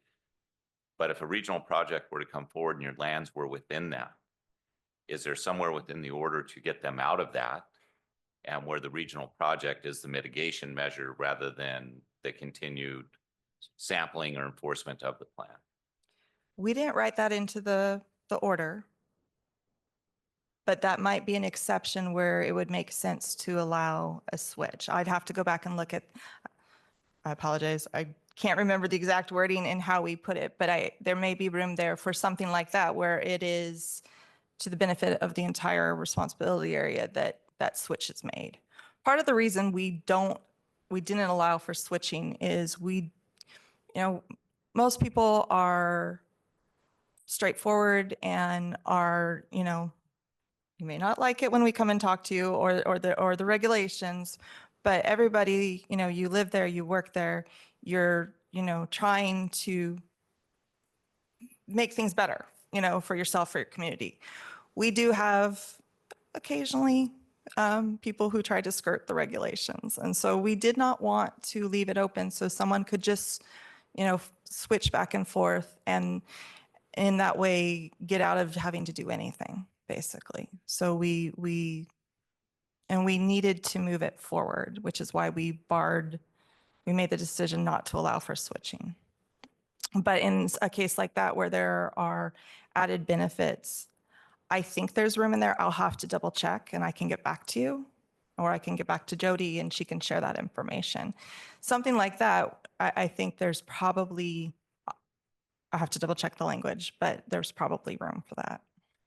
I appreciate that. I just, a lot of maze in there, right, which would be tough. And I don't own land. I operate a water facility that we potentially could do something like this where there's collection area, but there's no way it's getting done in 15 months. Now you're gonna have people spending money out there. And so May is a tough way for me to go and sell it, that maybe money needs to be invested. Well, I can get back to you quickly. I just not right now. I have to, basically it comes down to the language of the order and I have to double check what was in there.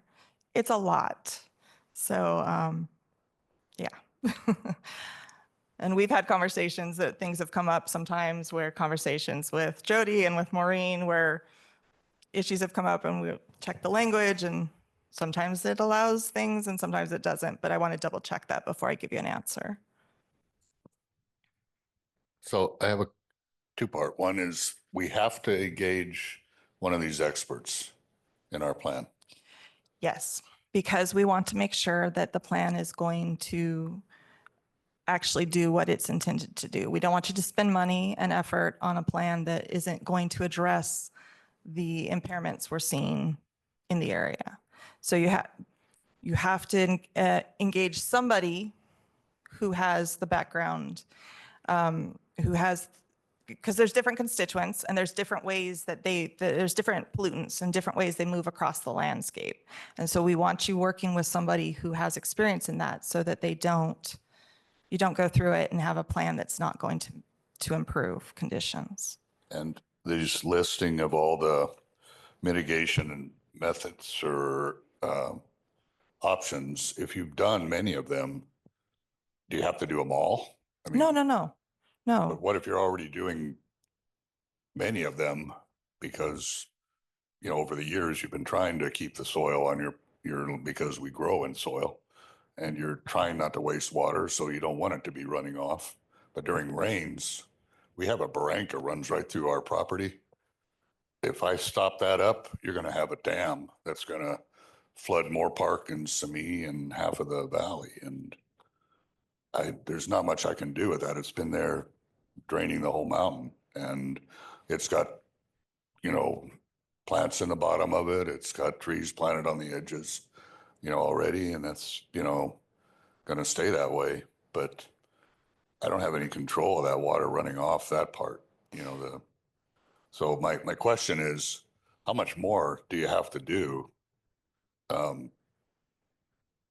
satisfy your expert? Because an expert's going to come in and say, well, I don't get my money unless I change things. So you're going to have to do this and this and this in order for me to sign off on your plan. Well, That's what consultants do.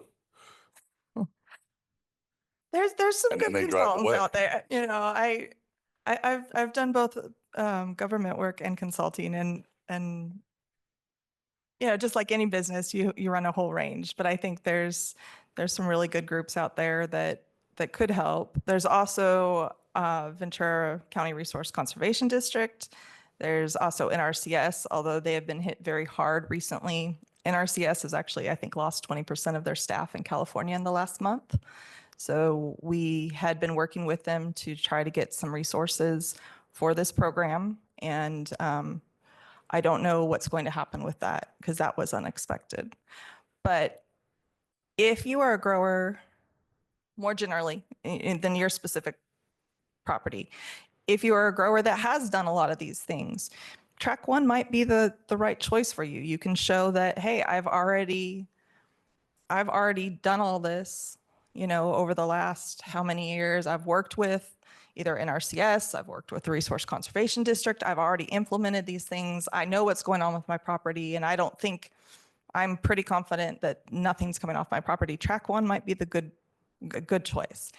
In the case of a property where you've done some of the work, it may be that there are consultants out there that could come in, and there's new technologies coming out all the time, and there may be something there that they can help you identify that would be fairly straightforward and address those gaps that you haven't been able to fill so far.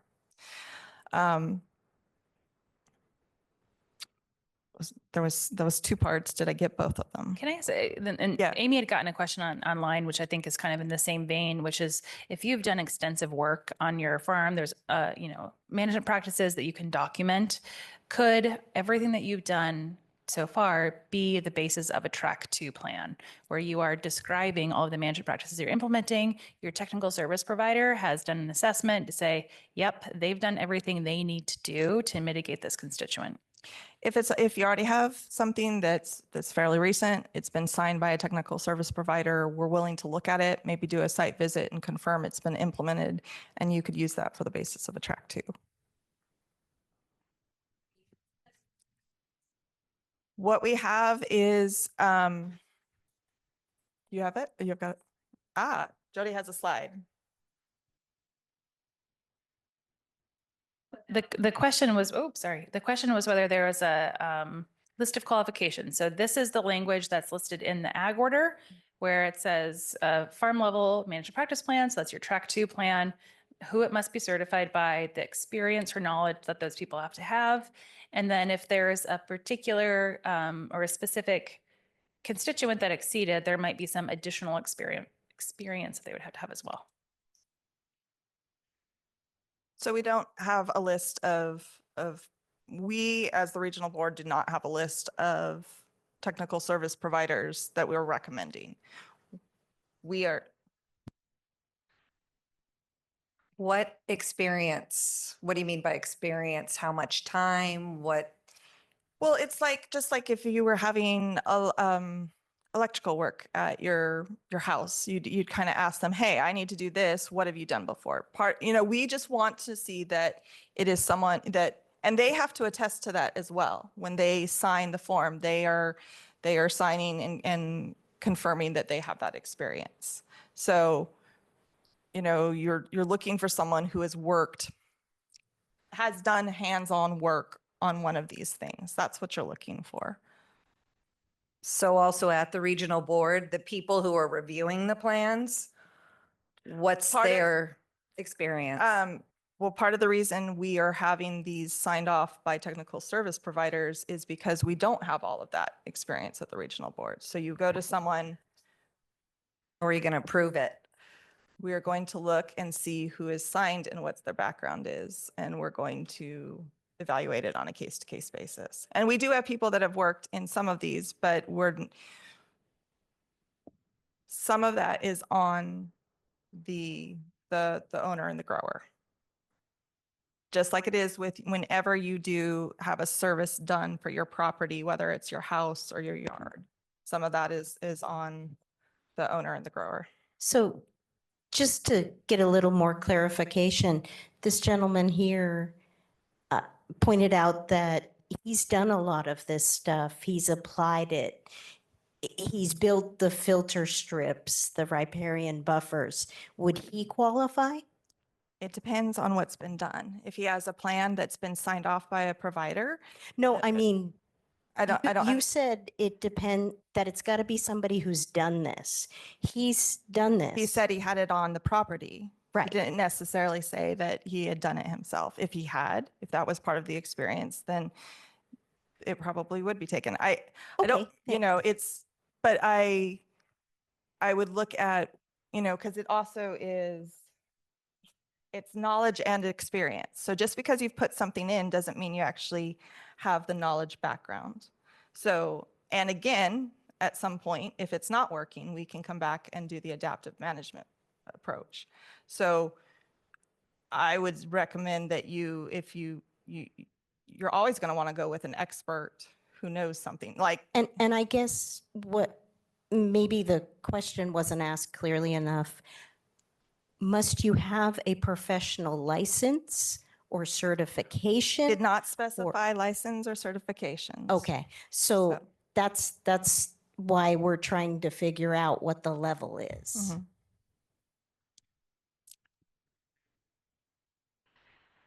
It is giving you options. Once we're given these options and we select somebody, how do we know that so-called professional will meet your standards? Well, you're welcome to reach out to us and ask before you select them and say, this is what I'm looking at. Would this meet your standards? Is there on your list that you provide, I guess it's through Clearwater platform? Are any of these personnel or these consultants capable of not using other consultants? In other words, can one consultant be the person who does the job for you? Or do you have to have multiple consultants to meet your standard. Okay, for the first, yep. Just so there is a reference to the TSP list that we have on Clearwater. So that's not something that the regional board put together. That's something that VCALG put together based on a survey of consultants that, you know, we're familiar with or reached out to who have indicated that they have this experience and could provide their services to folks to help with either track 1 or track 2. It's not a comprehensive list, so there might be additional consultants or you know, any other engineers or folks who could meet these qualifications. It's just kind of a starting point of a working list that we have put together. Good point. There's a qualifier at the beginning there to say, like, being on this list doesn't mean that the regional board has approved you. These are just consultants that VCALG has reached out to, explained the need, and who have self-identified as having this experience and ability to provide those services. There was a second part of the question. Hold on, just give me just a moment. Was there a second part of, because there was some, okay, all right, sorry.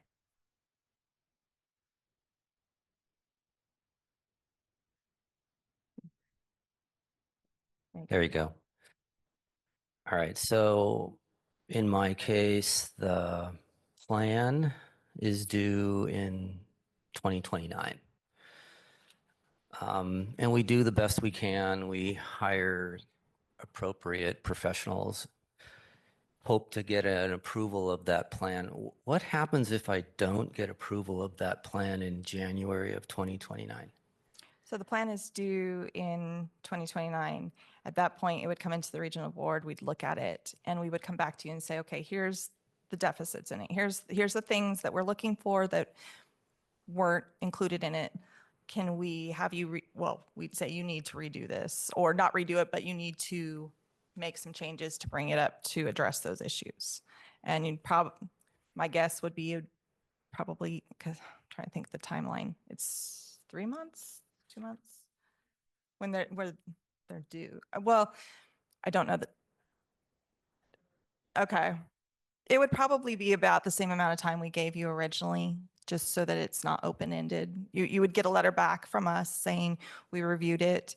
Here are the things, you know, these parts have been approved. These are the things that we weren't able to approve, and here's why. And we need an update to it within this time frame. That's how we've done it with other programs. And will your staff be available to discuss elements of the plan prior to submittal? Yep, we're here, and we've got the email and the slides. I've got a card. We'll have, hopefully within the next month, we'll have someone new hired. We actually will have someone new hired. Yeah, we're here, and anytime you want to reach out. Sometimes it takes a little bit to get back to you, just especially when we have a lot of things due at once. But, you know, by 2029, we should have this nailed, and it should be very quick. You guys, I will point out, like, one of the things that came up when we were developing it was, you know, how did you decide who went first, whatever. And nobody wants to be first, and somebody always has to be first. Good news for you guys, you're not the first group. Bad news is it's still fairly early on, and we're working out some of the kinks. So, but we are, you know, we meet monthly with VCALG to work through problems as they come up and address new issues that we hadn't considered, and to make things move smoothly. I think that's helped. You know, we have email, you can reach out directly. So we are there to answer questions and help move this forward. Okay. Yeah, we've got 2 related questions on Zoom related to pesticides. So one was an organic farmer that doesn't use pesticides being found in the results. And, you know, they're also receiving runoff from adjacent farms. What are they expected to do? And then similarly, if there's an exceedance of chlorpyrifos that someone has never used and it's not registered for the crops that they grow, is stating that they don't use this sufficient for a management plan. So 2 somewhat related. Okay. And that, I would say on that, we probably would have, it would be best to have individual review of the property and the operation and the actual exceedance. part of it comes down to whether or not and which specific pesticide is the exceedance, because if it's a legacy pesticide, is it coming from somewhere on the property, even though they're not using it? Or is it something current? There is room there if they can document that it is not from the property and it hasn't been used. There is room there, I think, to do an individual, to address it individually. But I would want to meet with the actual grower or operator and look at the exceedance. And because there's a lot of variables in there, but there is, if you can document that it's not from your property, that is a way to meet the requirements. And I think that's explicitly put into the order. Is there another Okay, one, I or- had a question. If you look at water resources, as far as you have two ways it gets off the property, you either a surface runoff or you have subsurface runoff. So how do you handle the subsurface water that goes into a joint ditch or drainage area? Is that has to be incorporated in this process also? Yes.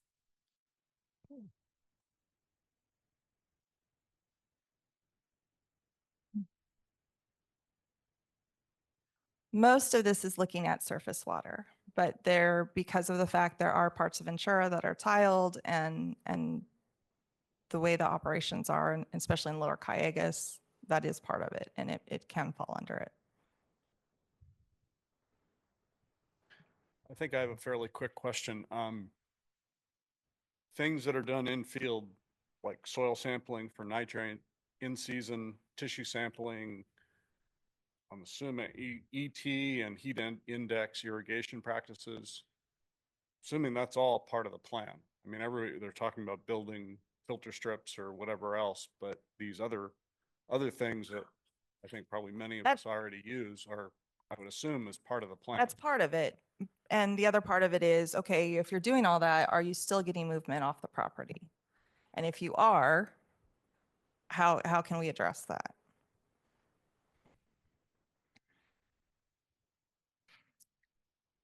Well, in the drought, I think Ashley and Amy might know, I think the data did look better during the drought, that's, but so that does affect it.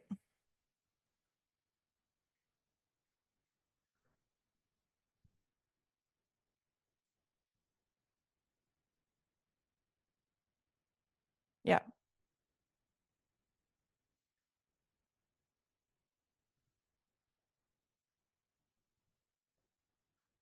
Okay.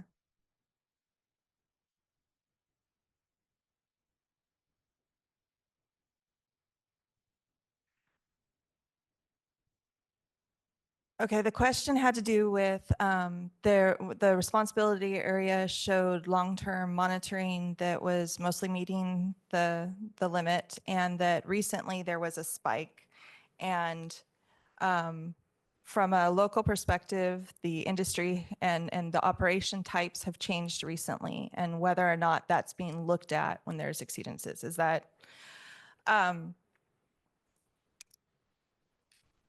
and that is, we do look at that to some degree, because there's the annual report VCAL puts together, and one of the things they talk about is what are the operations within the area. In that case,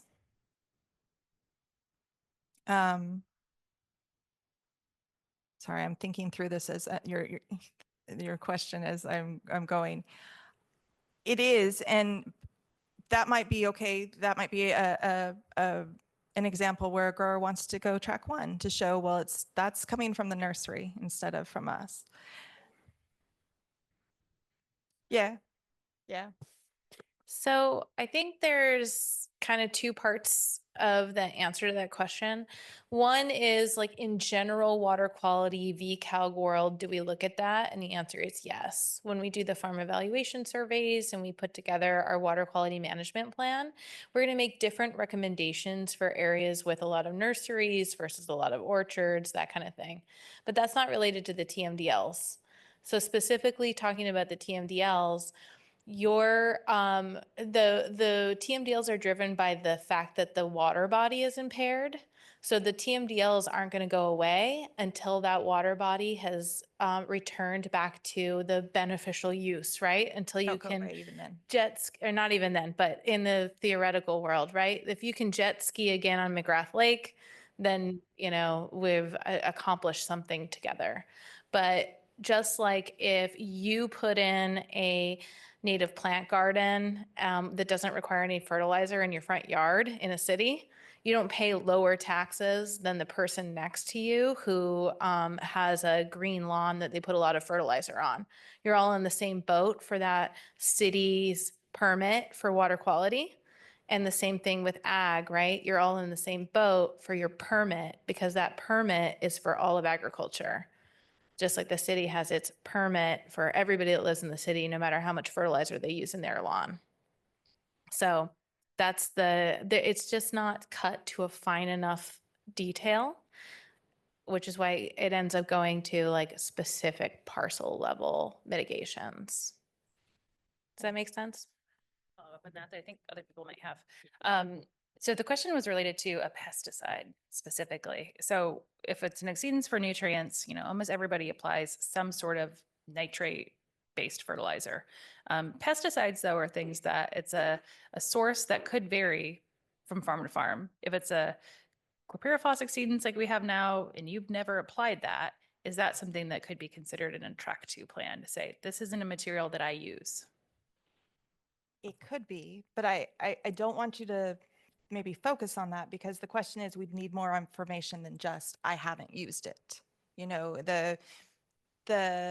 we'd have to look at the operation. Okay, is this a site that is leased and you've only had it for a year or so? Could it be coming off the property even if you haven't used it? So we would need more specific information. So I don't want it, yes, it could be useful towards that MPP, but it would not be the only thing that we would need to use that as showing that it's not coming from the property. Okay, I wanted to push back on his comment. Nobody would want to go track 1 because my little farm is up on the top of the ridge line at the border of this Arroyo Simi drainage, right?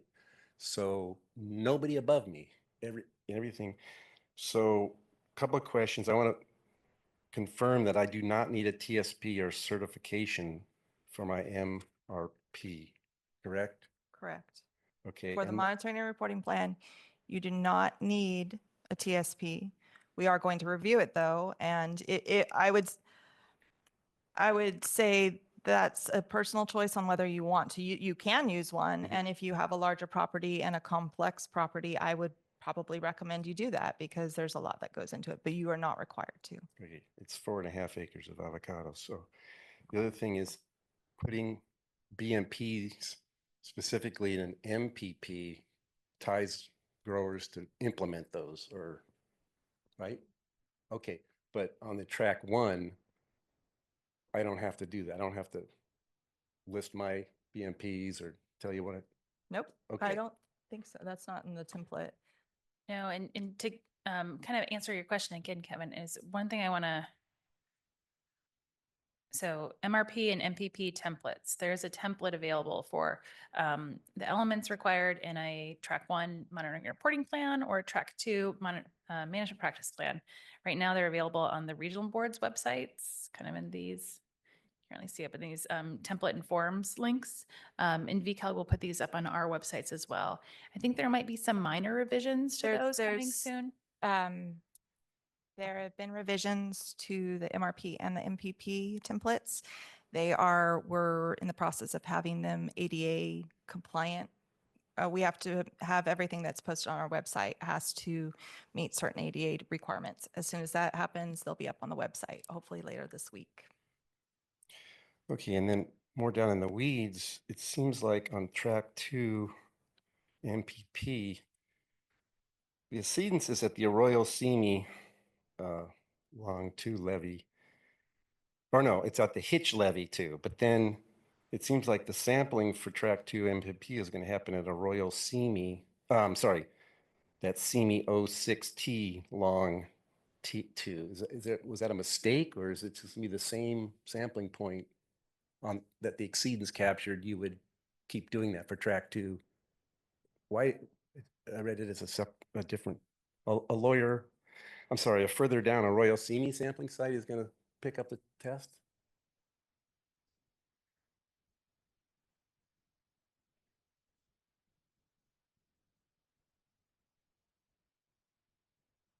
So one of those monitoring sites that you see on that map is the receiving water monitoring site, and one of them is called like the ag land use site. So the ag land use site is going to be the one that's going to be sited in a like a tributary or a drainage ditch that's only collecting drainage from agricultural land. The receiving water site is going to be located in like somewhat of a main stem of the creek, but your load allocation is only looked at in the ag land use site. So we will look to see, the reason we need to have a receiving water site too is sometimes there's kind of a tie-in to see if there's an exceedance here. Is there also an exceedance in the receiving water site, and a kind of more complicated analysis. But the one that we are looking at to see if it's going to trigger these requirements is that ag land use site. You wouldn't be responsible for what we're seeing in the receiving water site if the ag land use site looks good. Okay. Okay. I have more questions, but other people might have them too. If you have questions and we don't get to them, I'm sticking around so we can talk afterwards if site-specific questions, or you can reach out to the email and we can either, correspond by email, or we can have a call, or I can come back up. We have lots of options. Okay. Yeah. So one of the questions I wanted to bring up to talk through is the question that Felix had asked earlier, which is if you are leasing ground, the landowner may have made a compliance track before you became the leasee. Now you're leasing this ground and you have essentially inherited their decision. And that's exactly right. And there could be some there would need to be coordination between that landowner and those growers to make sure that when a grower is leaving your land and you're getting a new grower on, that your compliance track and the plan associated with it is being passed along. And that's why it's important that the landowner be the one who makes that compliance track decision and be involved in that process, because they're going to be the consistency when different growers are coming on that land. But as a new grower coming onto a piece of land, you would be inheriting what the landowner had decided in their compliance track selection when they originally got that notification. The plans themselves, this is kind of a question for Elisha too, as to whether, so using an example of there's a field, you've got grower A who they are the grower in place when the notification came down, they had to make a compliance track decision. Maybe they chose track 2, they develop a management practice plan. Now they have their lease is done, they've moved on, a new grower comes in. Is there an opportunity to not change the compliance track, but to revise the plan? I think there's always room for that. So, but there would have to be, part of that would be the explanation of why, that circumstances have changed, growing operation has changed, we need to update the plan. So there's room for that. I remember. Is there any chance the RA boundaries are going to change in the future, evolve or something? So good question.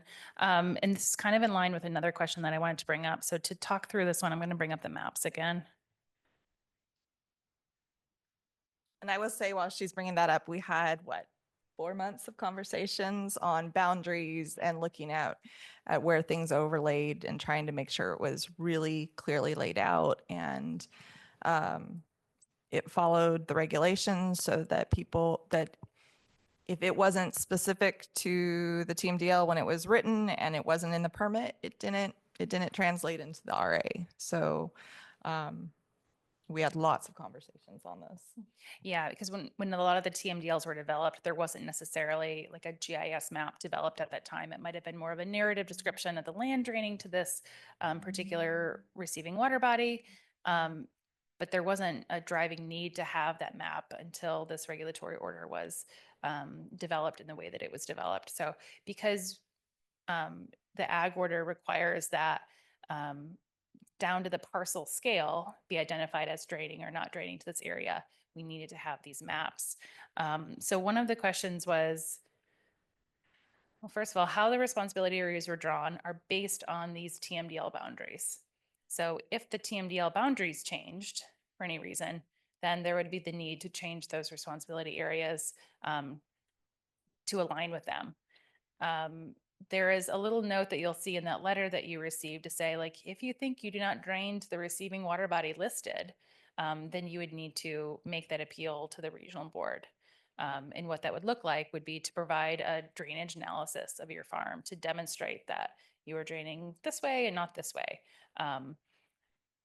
And the responsibility area maps that you see in your packet are going to be a unique overlapping of all of those TMDLs. So the exceedances that you see that had happened right now were, the nitrogen compounds that TMDL exceeded for each of those responsibility areas that got notification. A few of them also had the chlorpyrifos, and a few of them also had the selenium. So where you see these kind of, oops, one too far, unique overlapping. So there's a delineating line right here where the metals TMDL applies on this side, but it doesn't apply on this side. However, this entire area is subject to each of these TMDLs shown in purple. So I've gotten questions from a few people to say, like, we're right on the boundary of a responsibility area and we actually drain out of it rather than into it, which means you may be subject to many of the TMDLs that overlie this area, but maybe this unique one, which would be, the metals TMDL, you're not actually draining into the area that's been identified as the boundary for that TMDL. It's not necessarily an issue right now because there may not have been a metals exceedance, but could be an issue if there is a metals exceedance for that area. So these are all kind of questions for the regional board too, to see if there's ground truthing needed for these TMDL boundaries. And I'm sure there will be. So Jody, one more thing to add is that there could be new RAs that need to be developed in the future as there's new TMDLs that are written. So if there is a new TMDL that is adopted and incorporated into the ag order, then that would need to be pieced out in the future. That's a long process. So it's not something that, you're going to suddenly get a notice and you had no idea that it was going on. Those are both TMDL adoption and order revisions are long processes, and they're publicly noticed, and we work with stakeholder groups. So that's not something that will be dumped on you suddenly and unexpectedly. And to be honest, right now, there's no plans for new TMDLs development in the area. So.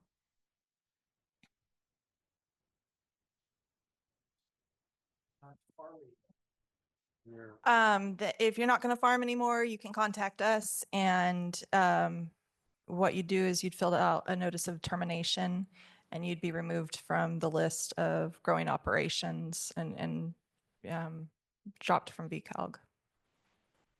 Right? So I know there's so many people in the program that are homeowners that only have a few trees. And I'd really, really encourage you to explore a pathway to compliance, directly with Elisha before ripping your trees out. I think nobody wants the result of this to be that people stop engaging in this like really awesome and intrinsic thing of making food for people. So please at least have an open discussion and look for some sort of practical resolution before, just taking out your orchard or whatever it is you have going on the property. A vast majority of people in this program have very small acreage, only a couple dozen trees. And I understand that that's a decision that is very relevant for a lot of the VCALC members.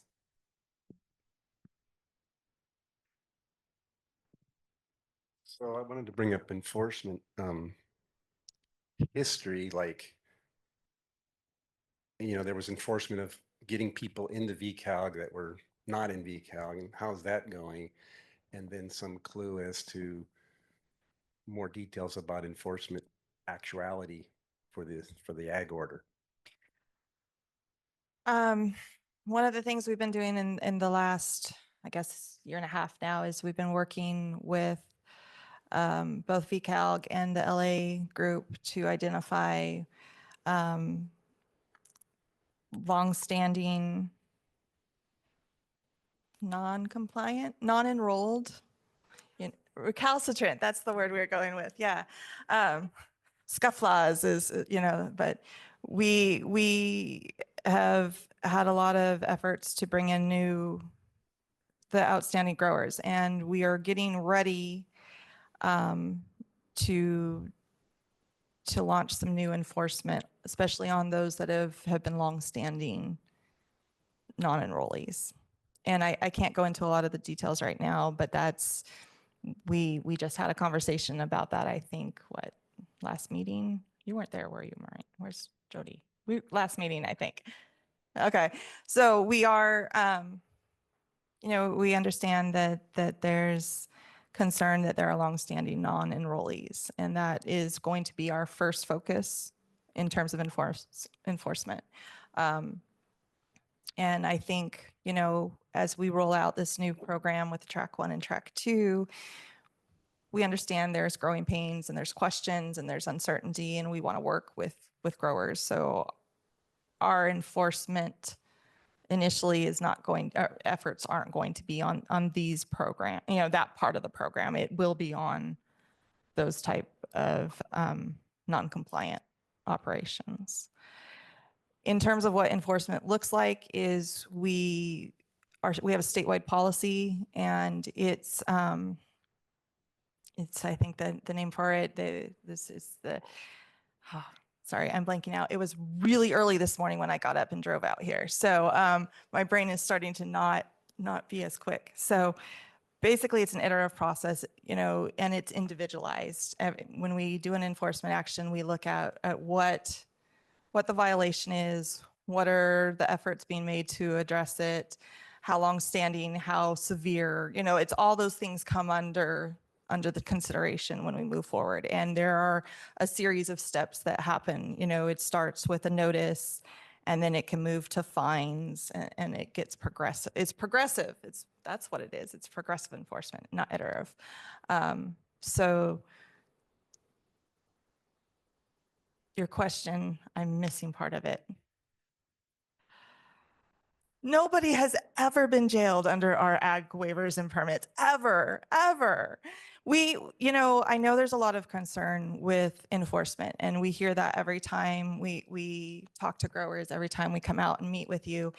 And we have actually had very little enforcement, violation, like moving forward with fines and whatnot, because we're trying to make the program work, and we understand that it is daunting for people who are subject to it. So, but at this point, there's longstanding people who are going to be soon being brought under that. So we needed to get the new order out, so it was very clear what the expectations were. That's been done. Over the last year and a half. I can't believe it's been a year and a half since we actually adopted it, but there was a lot of work to be done, meeting with VCALG and their consultants, and making sure we understood how it was going to work, making sure there was clarity so that they could relay that to growers. And we've gotten through, I think, pretty much all of it at this point. And so the next part is both, rolling out these new requirements and ramping up that enforcement. So that is included in our plans.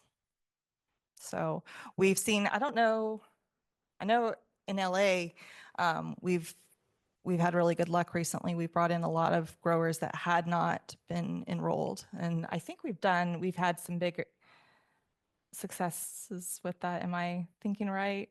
Would you say, I don't know, I guess the magnitude of it. We've enrolled more. I don't know if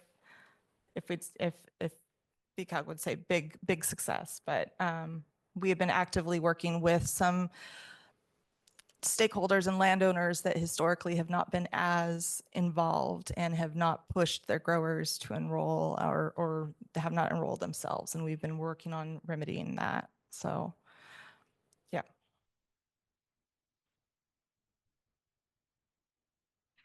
My understanding is they have a list of local ones, yeah.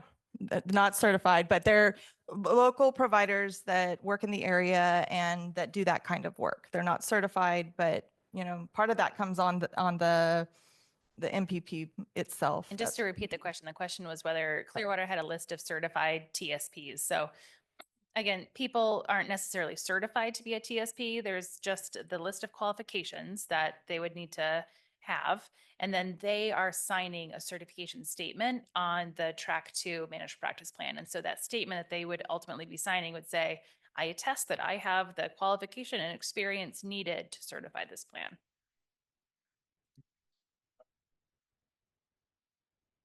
This is new for, the question was whether they would already have gone through this process, and this is new for everybody. It's new for the TSPs in the room, and so the question, and to give a little bit of background, so there's been 2 other areas in the county that have received this notification so far. One was the McGrath Lake subwatershed that actually is on this next slide. So this is a really small area where we have about 4 or so landowners. And they were notified about a year ago. So those folks are on this pathway, have made their compliance track selection. One of these areas, have been working with the regional board about the direction of drainage. Growers within this area have chosen track 1 or track 2. There's been kind of a diversity of what those responses to this have looked like, but nobody has an approved management practice plan yet. There's just been back and forth with the regional board. There's only one grower in. I don't think there is. So the question is whether there's a usual cost for this. It's going to be very variable depending on which track you're going, what management practices you've implemented so far, many dependent variables on your farm itself, depending on what's needed and what the water quality constituent that exceeded would be. I don't think anybody's really put a dollar amount. We definitely. I don't think you'd be able to put a range. I don't have it with me right now. We did go through that when we were looking to adopt the order. Yeah, 30,000, but that was 30,000, but I don't remember what the acreage was on that.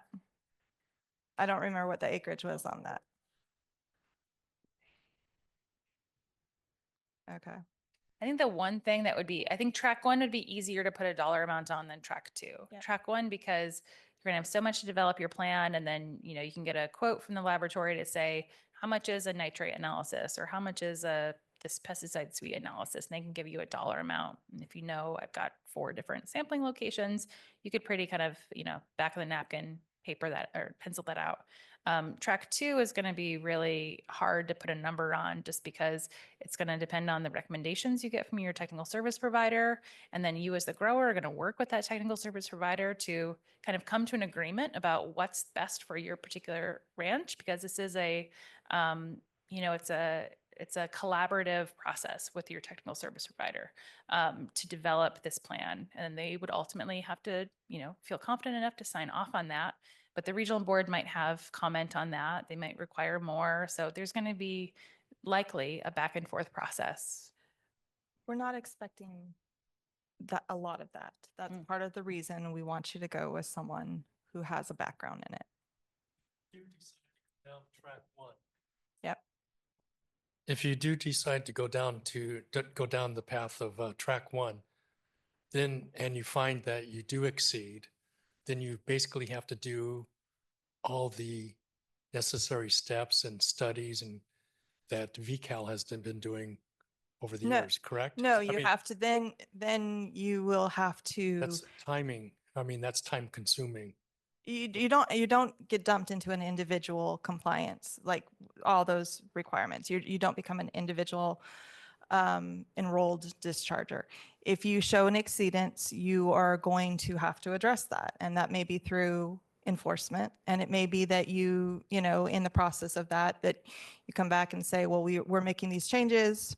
you know, we're addressing it. We're going to make sure we're no longer discharging that pollutant, not that you're just not discharging, but you're not. And you may be subject to fines. So in essence, if you basically, you become your own consultant in that case, correct? I mean, you're telling us that you don't have really certified consultants that can do this for us. So it might be best that we do it ourselves and meet the requirements. Okay. I mean, does that make sense? Or Not you're not requiring certified consultants to do the job. Yeah. You're just requiring a list of consultants to do the job. So if you chose, kind of playing that out, if you chose track one and you have an exceedance and now you've violated the discharge limitation, so you have to mitigate that exceedance by doing something that, yeah. And because you were in track one, though, you don't necessarily have to work with the technical service provider that had met any of those standards to decide what's going to work best for your ranch. But you're going to continue to have to sample. So that's going to be the verification element of it. Does that make sense? And at that until point, you you may get have no to do exceedance. more. If you're exceeding, if you've documented you're exceeding from your property, you may have to do more to narrow down what's going on. I think I could do that for less than 30,000. I think you can get a plan. Not knowing your property, I think 30,000 was an estimate. I think I know some people have plans that have already been signed by TSPs. And there are there was grant money awarded to RCD I think Jamie's here, right? I thought I saw Jamie in the back. There was money awarded last year. Was that the joint program with you and VCALG? So so there are efforts being made to help reduce the financial cost of the plans. I think another thing to consider when you're thinking about track one and track two is really looking at what the constituent is, because understanding that these limitations are not about farming. The limitations are about protecting the environment. So you could be the best farmer and still be way over the limit. And you really want to be focusing on putting in mitigations to prevent that impact on the environment, because you may never be able to put in a lab sample that shows that you're not exceeding. The DDT, for example, thresholds are below the laboratory detectable limit. Like it's literally physically impossible to ever show compliance with that limitation.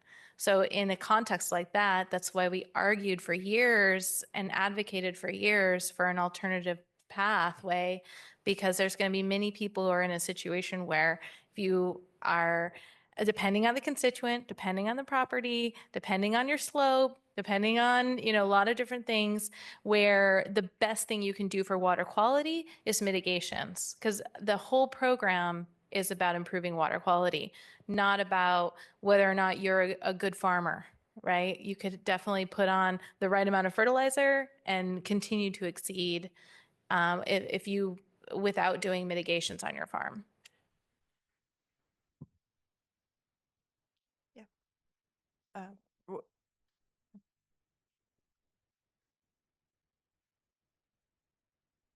I'm going to ask maybe a simplifying question so that I can process it in my head a little bit and maybe you can validate what I'm thinking. Okay.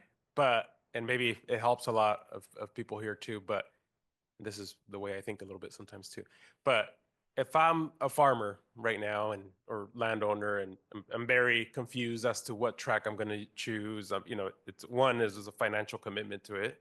That's a burden. And two, we don't know if a plan that we submit is going to actually impact this and create that back and forth, and money will not help kind of assure that I get this under compliance, right? If I go through track one and we start with this point of exceedings that we're at above the point that the threshold. And so I go through track one, I slowly implement A, B, C, D to reduce, let's say I'm trying to reduce nitrogen. grass my waterways, avoid runoff, do more tissue sampling, et cetera, et cetera. That is an investment to myself through track one to then hopefully reach a point where I just have to sample 5 years if I show a diminishing or below threshold amount on nitrogen, for example, correct? Yes, but if you go through track one, you may not have the option to roll out the efforts you're putting on, doing one thing and then kind of seeing and doing the other. It may be we come back and say you are exceeding and you're in violation of the permit. You must show now how you're not going to. You're not going to be given the chance for adaptive management. That falls under the track two. So Does- if I'm already slowly implementing these projects to reduce it and it's showing a trend to reduce it, But you you could wouldn't still have- come out and If you're under track one, you wouldn't have that's adaptive management, and that's not included under track one. So if you're exceeding, we would come back and say, okay, you're exceeding. How are you going to address this now? And you might have to, at that point, you probably would have to engage somebody and do the same steps you would have had to do in track two. So it's not like you don't have that adaptive option under track one. You are in violation and you are subject to enforcement. Now, it may be that given what's going on your property, there's some looking at it and being like, okay, you this is a minor exceedance, but it's not, you're still going to have to show how you're going to address that minor exceedance. It's not going to be like, okay, do some effort and we'll see how it responds. The intention is that if you do track one and you violate, you are then going to remedy it as you're going through enforcement. So I don't know if that helps answer your question. yeah, it just seems like a forced remedy versus a voluntary remedy to get to the point. The voluntary remedy is the track two. The track one was left in there so people who have, who really feel they've done the work can document that they have. If they don't, some operations have plans that have been, they're fairly recent. They've been signed by a technical service provider. They can give it to us and say, look, we've done it already, and you can come out and confirm that it's been implemented. Track one is there so that for those growers who maybe have done some work and don't have those certified plans, and they feel very strongly it's not coming from their property, they have an option to show that. That's what track one is. I will tell you, I have never met a participant who said, yeah, it's me, I'm polluting. Everybody tells me it's not me, and that's nobody wants to think that they're contributing to pollution. And I know in general, the farming community is very proactive. They're very engaged. Again, you live there, you work there. It's important to be stewards of the land. So I know people aren't actively trying to contribute to the problem. But the fact of the matter is the data shows that the problem continues. And so it's continuing from these operations in general where people don't think they're the problem. So if you're going to follow track one, you have to be aware of where that might lead you. Track two is more I'm going to voluntarily take care of this now, preemptively. I'm going to get in front of it rather than, I'm going to be forced, to comply under a violation. No, you are only, for track one, the question was, under track one, are you testing for everything? No, you are only testing for the pollutant that was exceeded. Now, you may have additional ones later, as if they're in VCALG sampling, they find that something exceeds that wasn't before, so. That's a good point. So what Elisha just brought up is so in Cayugas right now, the only two TMDLs that have exceeded are the nitrate TMDL for these areas that were outlined in red earlier, and a few for chlorpyrifos or selenium. But at a later date, when the salts TMDL becomes effective, could exceed, metals TMDLs could exceed, when the oxygen drain number 3 TMDL for toxicity becomes effective, that also could exceed. So you've gotten the notification for this exceedance that the regional board has confirmed now, but because VCAL continues to sample as we're required to, there will be additional exceedances down the road, and that means that additional notifications will then go out to folks. So the area that was outlined in red of the people who have gotten the notification right now, 360 some growers and landowners, that's going to grow. So there will be additional exceedances as more sampling results are collected and regional board confirms those exceedances and those TMDL compliance dates come due. Oh, good question. We didn't address that one. So can you choose a different compliance track for different TMDLs?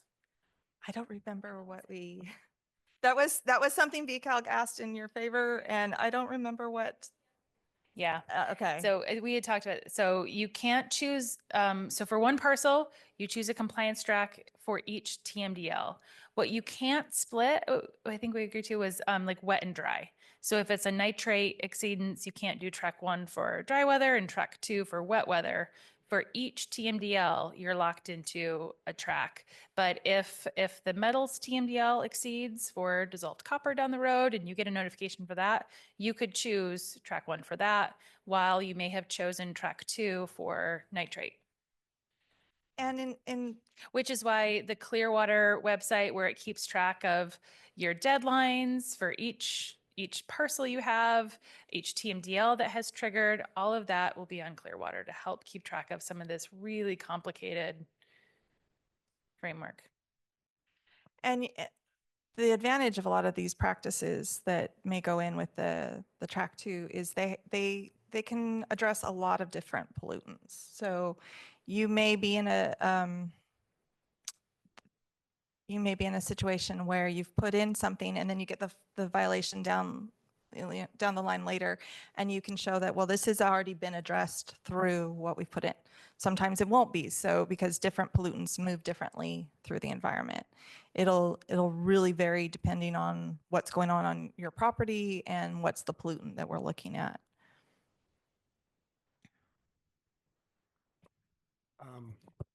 So bringing the conversation to nitrogen exceedance, how does the INP, the requirement that we have to do now, how does that play into like track 1 and track 2? Good question. You know, I was going to talk through that in my presentation, and I was like, how long am I going to make this if I keep going in that direction? So INMP, the Irrigation Nutrient Management Plan, is one of those 2 components that were the big changes under the ag order. That's those precedential nitrogen tracking and reporting requirements. INMP is focusing on source control. So you're trying to fertilize and irrigate as efficiently and effectively as you can to reduce the potential for nitrate losses to the environment, either to groundwater or surface water through your tile drainage or tailwater flows. The TMDL stuff is a totally separate requirement that is only applies in those areas where you have the impaired water body and you have a surface water exceedance. So while all of those source control measures that you're implementing through your INMP are great to do, what the regional board is going to expect is more in those situations, because there is that impairment for nitrogen, and only source control. I'll let Elisha speak to whether that would be considered a mitigation under track 2. It's not usually enough to address the discharge issues. So it'll help and it'll get you started on it. And it's part of the bigger program, you know, and those presidential requirements that Jody spoke of, those are statewide. Those came down from a statewide decision. They were not driven by the regional board.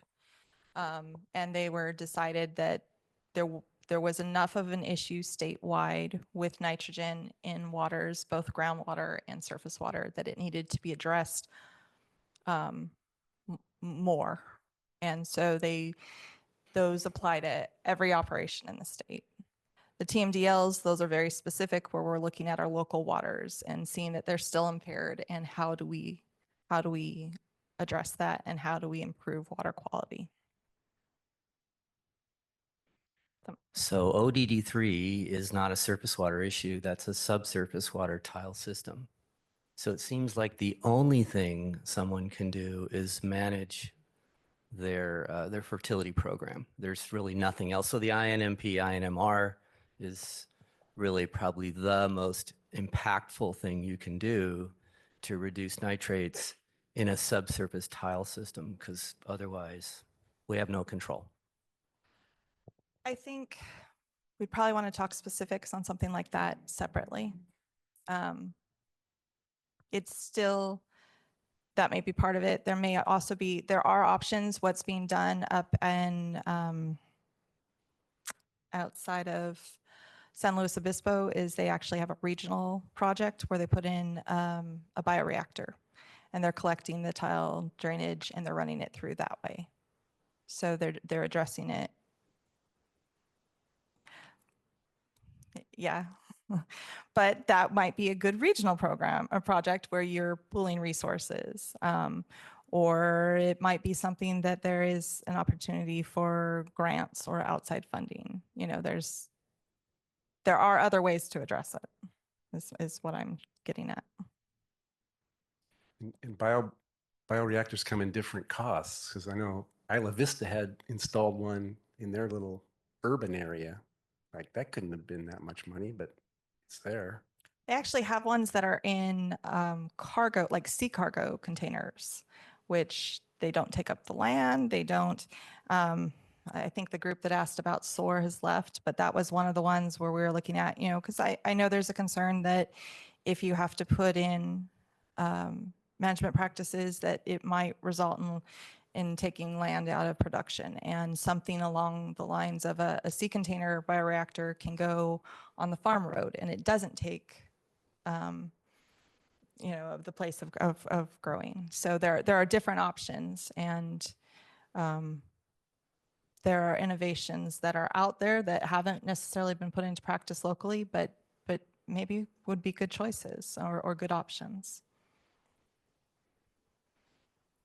And that might be one of the things where you work on looking at some of the money that RCD has come in or something else. Again, you know, it does, I understand there's a money concern. I do understand that. So, all right, everyone has a glazed look. I got one more. Okay. So, you know, the scale of farming and the number of sampling points, that has to be approved by you guys, our sampling plan. So in general, how many points do you need for a 5-acre farm versus a 50-acre farm? That's going to depend. It's also going to depend on the drainage from your property, Yeah. you know, so all those things are very specific, and I wouldn't want to give you an answer, Okay. but we can talk either after this, or I've got a card. Jody and Maureen know how to reach me. They're very, you know, we talk often, so they really know how to reach me. But you know, we can talk through all those things. So if you guys are worn out and we want to wrap this up. I'll just address one question really quick that was online, and that was, are there any TSPs who are available to certify a plan now? So all the TSPs who were listed on that sheet, you know, you can reach out to them. Many of them are in the room today or on Zoom. So, you know, they are coming up to speed on these requirements at the same time as we all are, but these are folks who also have expertise in these fields. So CESP Consulting, we've got E&P, Rincon, RWC, Quality Ag. We have RCD. Got UPMP. Yeah, so if you're in the room, you've got these folks here. So take advantage of the time to talk to them. Otherwise, go to Clearwater, look at that TSP sheet, which has the contact information for them. Elisha's going to be sticking around this afternoon. So if you'd like to take advantage of her office hours, touch base with her now, coordinate a time that would work best for everybody. And we have our Farm Bureau office boardroom set aside for that need today.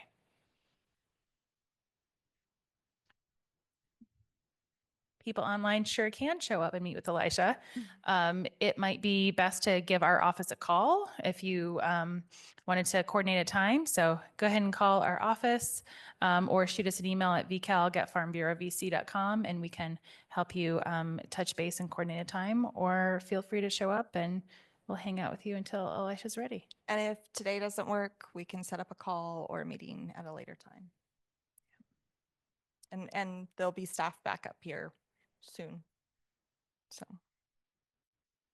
Thank you, Elisha, for making the long trek, answering questions for 2 hours. Thanks everybody for sticking around. I know that's meant long, but there's a lot of questions and this is really valuable. So we'll have all of this recorded. So folks who had to leave a little bit early can catch up, and everybody else who wasn't able to attend today as well. Thanks, everyone.